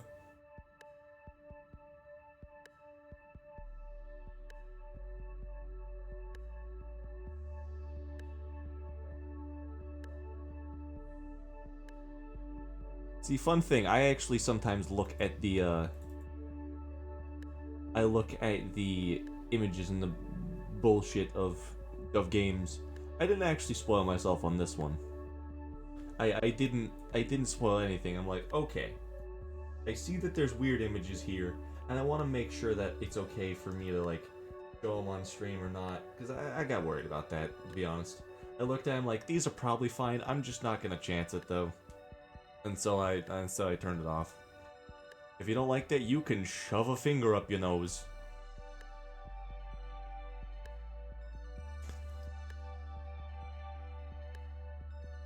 Anytime I try to move, her limbs cling tighter around my body like a boa constrictor. With all but Olivia's tail wrapped around me, any attempt of escaping her hold is fruitless. Olivia looks even more peaceful than she did on the bed. Maybe she does know that I'm here. I'll leave her be. The last thing I want to do is make her a cranky gator. With my free hand, I managed to grab my phone. Checking the time, my digital clock says it's only 5 minutes past 4:30. Plenty of time to continue my nap. I nestle my head back into the beanbag and let the feeling of Olivia's rumbling lull me back to sleep. This feels nice. My morning alarm lulls me from my sleep and into the world of the living. I end up spending the night at Olivia's place. Randy and Sophia thought my parents would actually be worried that I stayed with strangers for the night. When my folks hadn't answered their phones, I didn't read that line, Sophia was left fuming. Randy didn't look as bothered, though, and the two calmed down after I made something up about a business trip. Honestly, I'm probably right anyways. On the upside, I gotta spend the night with Olivia. On me. Last night, we even turned the living room into some kind of blanket and pillow fort. Felt childlike to huddle up on the floor with Olivia and watch her play old computer games on the outdated TV. I had more fun than I'd like to admit, though. But now that Friday's rolled around, it was time for school. Livy's wheelchair hat is out of commission until Randy could go get a replacement, meaning she'd have to miss out today. Given the state of both her emotions and wheelchair, it pained me to have to go without her and leave her all alone. Honestly, I don't want to be in my cold and empty house either right now. Miss Sophia's one hell of a cook. Last night she made delicious meatloaf. God, meatloaf is so good. Guess I know where Olivia got her cooking skills from. I rise from the couch, pulling the spare blanket off of me. The pains let me sleep on the couch, but at some point Olivia must have dragged herself from her room for her to join me. Wow, I forget that I'm in OBS sometimes as I can't read the damn lines. I press space to do the thing and it mutes my microphone. As I try my best to get up without waking her, I pull out my phone to check the time. It's about the same time I normally wake up. I'm kind of impressed with my own internal clock. You awake, son? Yeah. I jump as Randy makes his presence known behind me. His hands idly button up a floral shirt as he motions ahead towards the unconscious Gator. Son of a bitch! Son of a bitch, I fucked up the line! His hands idly button up a floral shirt as he motions ahead towards the unconscious Gator lying on the couch. Guessing he has the early shift? She wasn't there when I went to sleep. Don't worry, I'm not accusing you. Damien's already up and the kitchen's got cereal. Don't be late for school now, kiddo. I nod in response, taking a few moments to put my jacket and glasses on before heading to the kitchen. Even if I didn't remember where it was, it wouldn't be hard to find. Damien's busy slurping honeyed oats like a jet engine. I want to see someone throw a bowl of cereal into a jet engine. Hold on, does that exist?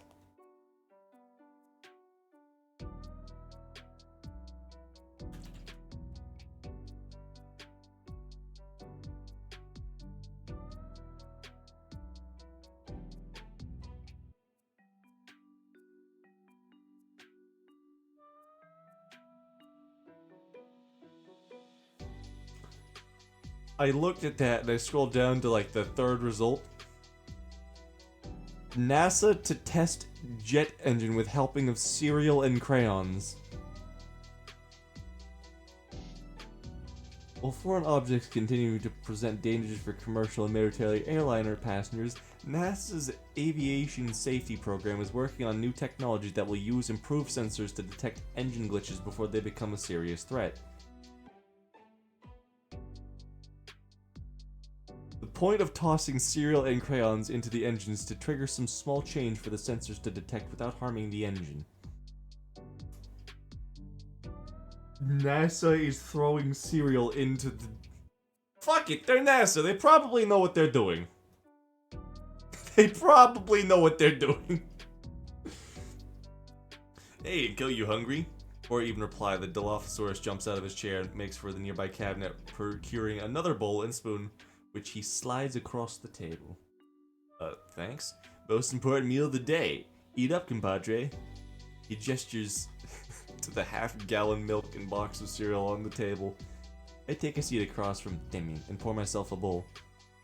Normally I'd skip breakfast on account of getting an upset stomach during PE, then again that could possibly be my PTSD with the burritos talking. With spoon in hand, I get a scoop of cereal and begin eating. You know, as far as cereals go, it's a little bland. If I had to guess, they probably avoid any of the colorful sugar-filled cereals to prevent Vinny from bouncing off the walls. More than he usually does, at least. I continue enjoying my bowl of cereal with less ferocious haste than Damien. Not long before we're both done and Damien stands up without any intent of cleaning up after himself. This should be getting here any minute now, so we can walk outside. Sounds good. I take the time to rinse off our dishware in the sink before anything else. Damien looks a little guilty as he realizes what I'm doing. Finally, with breakfast dealt with, we get ready to head outside in the cold, harsh world. As I grab my backpack by the couch, I take one more glance at my slumbering girlfriend. Aww. She's taken up the entirety of the couch now, the blanket we shared falling away as she spreads out the spot I was just at. Did I give her a kiss goodbye? Maybe fix the blanket for her? I thought you said there wouldn't be any more choices, huh? What do you mean that there's no more important choices? This is exceptionally important.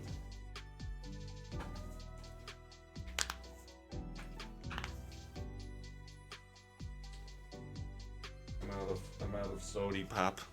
Oh boy, time to open up a can of water. Firstly give her a kiss, then tuck her in, then give her another damn kiss, you monster. Staring at soft-looking lips, I shake my head and kneel down, pressing the softest of pecks on her brow. As I turn away from her, something catches my wrist. Olivia's hand. With bleary eyes full of sleep, she looks at me, silently asking me to stay. Oh, Liz is here. His words make Olivia tighten her grip. Painfully tight. Ow, ow, I'll be back tonight. Ow, ow, ow! She's fighting to stay awake with eyes fluttering and hand grip waning. Olivia. Kneeling back down, I placed another soft kiss on her head. I promise. I think she accepts that as I let herself slump back onto the couch. Inko! Sorry, I had to do something! Damien huddles himself and charges in the cold right to Liz's car. He flings the passenger door open just in time for him to leap in and close it again. I get one last look at Olivia before I shut the door and hurry down as well.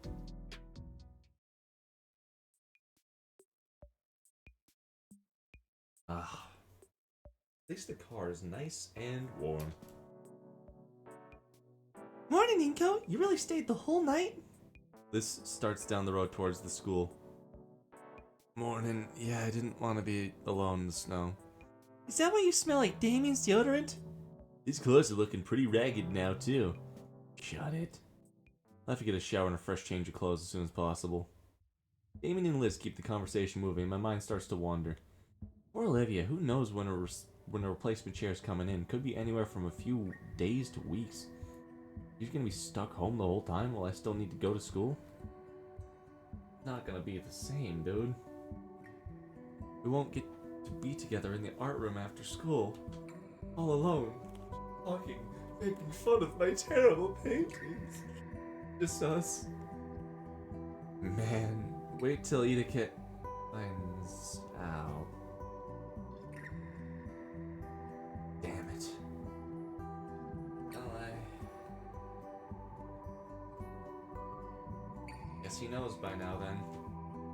It really won't be the same. Yo, Inko, you good? Seem pretty down all of a sudden.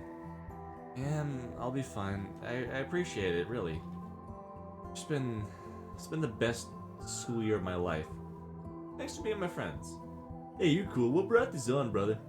Damien, Huh? Oh. this last school year's been pretty special.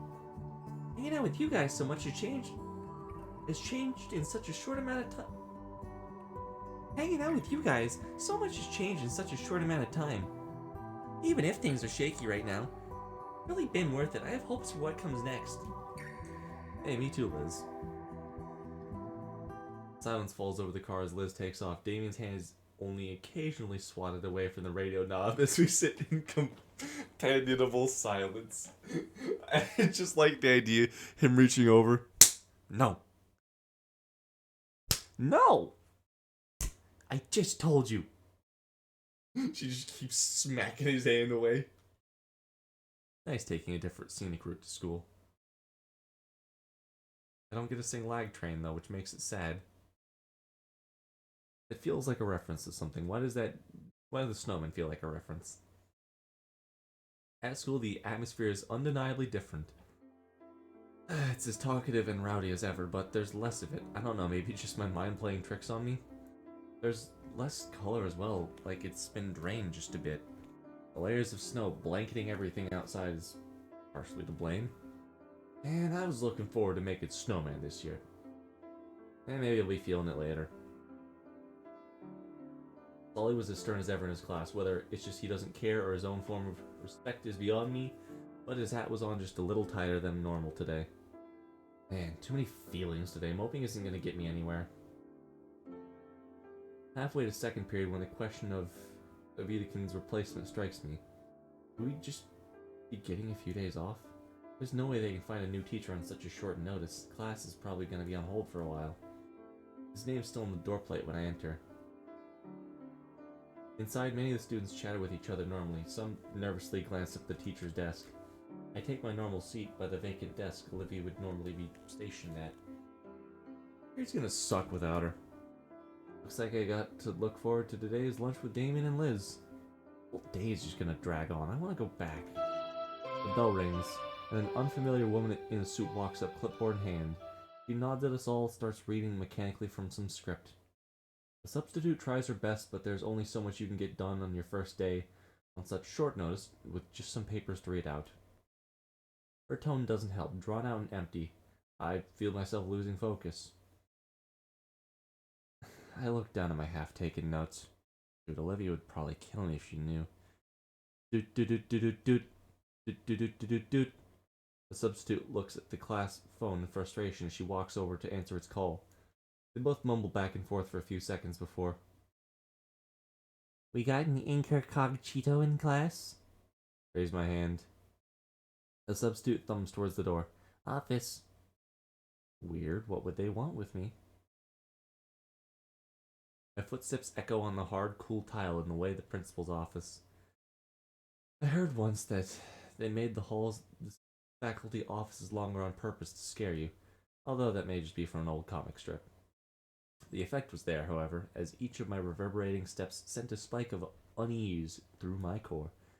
When I finally stood before the principal's office, the feeling of unease peaked.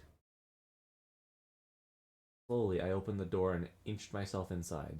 The principal was sitting behind her disorganized desk, blanketed with numerous sheets.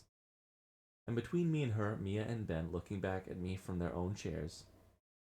You wanted to see me? Yes, Mr. Nito, there's some matters we need to discuss. She motions to the third chair in front of her. I take a seat as instructed next to Ben, who's more or less acting as a personal barrier between me and Mia. That'll be good. That's not good. By the way, I forgot to ask, is, I know that Ben and Mia are, I think, the same species. I don't actually remember, but, like, roughly the same thing. Is Damien supposed to be a reference to the Helios lizard type thing? I don't know. I might be referencing a Pokemon accidentally, but, like, the sun lizard.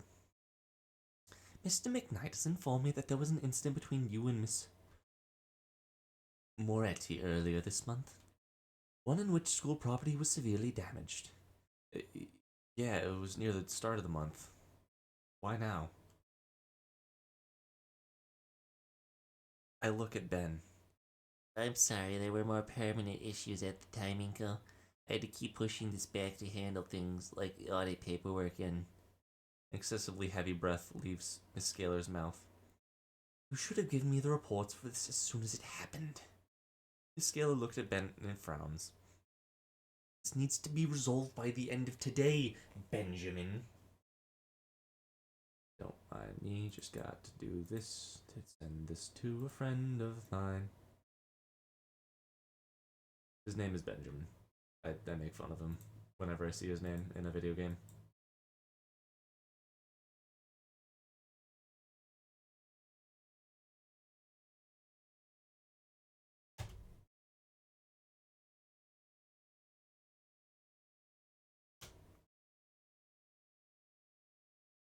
Her tired eyes turn my way. Please, so that we can finish this as soon as possible. Is your certificate made of crayon? While she spoke, my focus was on Mia. The smile that crept across her face. From what Miss Moretti has told me, it was you who instigated in the first place. Care to explain? What? Principal Scalar, Mia was the one who... We're aware she caused the damage, Mr. Nito. Oh. The older woman leans forward with a pen and paper in hand. What we need to know is how the incident happened in the first place. I think we should hear Mia's side for. Oh, you son of a... Since she was the one who inadvertently caused the damage after all. Red Scale Girl nods, holding out her hand as she begins. Miss Scalar, I was just trying to talk with Olivia that day. Out of nowhere, Inko shows up and starts getting on my case. I was trying to tell him that me and Olivia were just working on a project when, BAM! He just whips out his camera and blinds me with it. What, didn't she slap herself in the face with a tail-mounted glitter bomb? Because I couldn't see, I kept running into things, even knocking things over. I didn't mean to do any of it. I know I have a temper, and trust me, Ben's been helping me work on it, but you can't blame me for going around like a headless chicken. She can't be serious. I look at the principal and see that she's just listening to her lie right through her teeth. This ain't even the first time he's done this. I tried talking to Olivia back in September, and he pulled her away. I swear he's been out for me ever since the first day of school. Principal Scalar, that... Shh! My jaw slams shut bitterly as the principal denies me the chance to defend myself. Her eyes turn downward to a particular stack of papers atop her desk, carefully scanning one of the pages, flipping to the next. The silence of the room is unnerving as she flips through the page after page, finally breaking the quiet by clearing her throat. Now, Mr. Nito, can you give me your side of the incident? Recount the events as Olivia and I had done with... I don't know. Nope, sorry. Edekin, including the part where he saved us with a stun baton. From the moment Mia took Olivia away, to finding them in the classroom, to when she slapped herself in the face with a glitter-covered poster.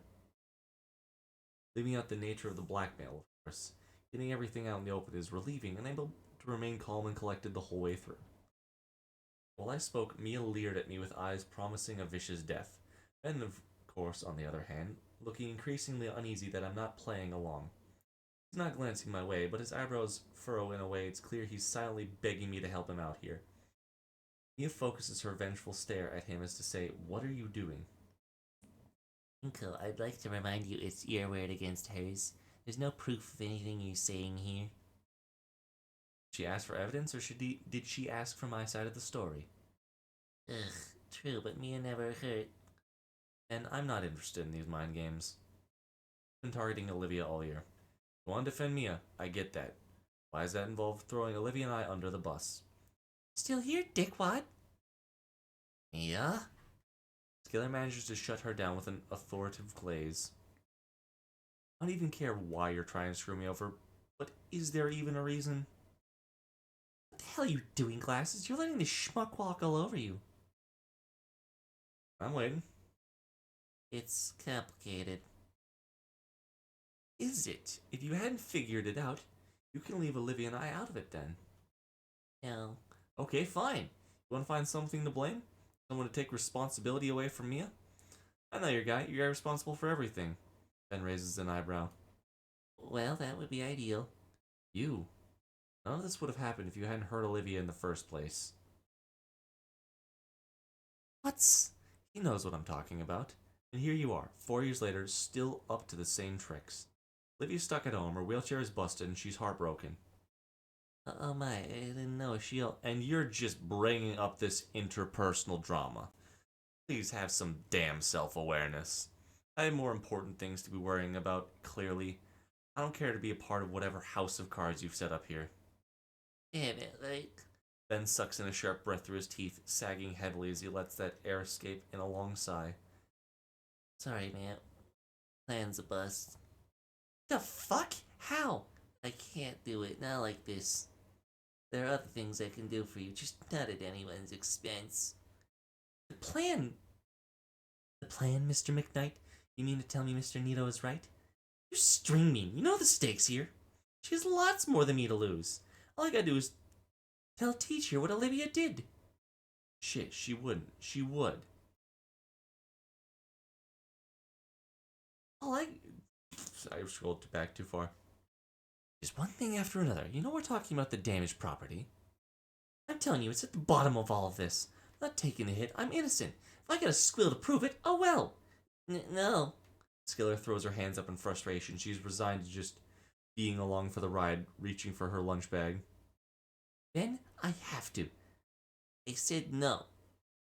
Not good enough. This needs to come out. Mia, you do that and I dig out some of the skeletons in your closet.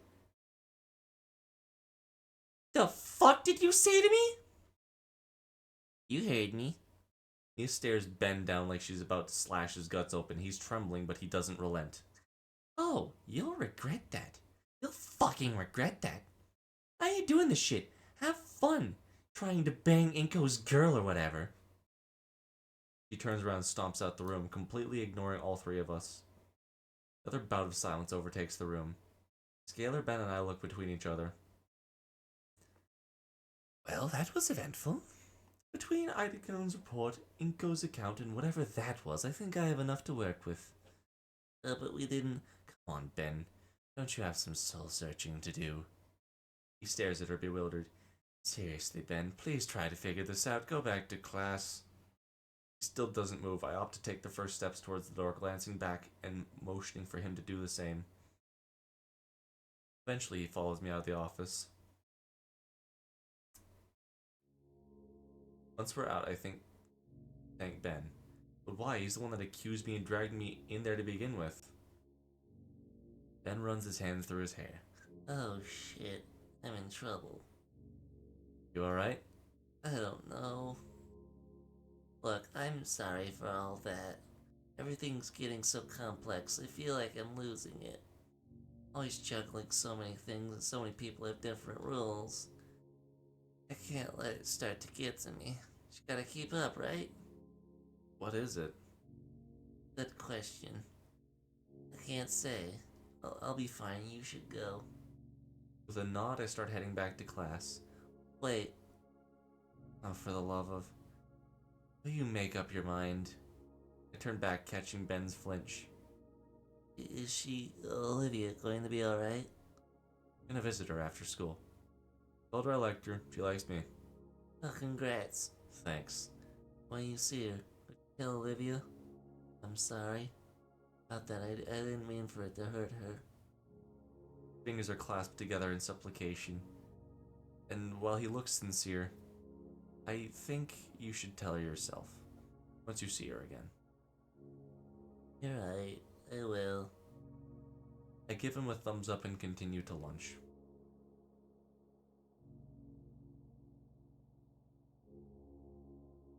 One more time, going to check my dogs out. Make sure they're not eating anything stupid. Be right back, everyone.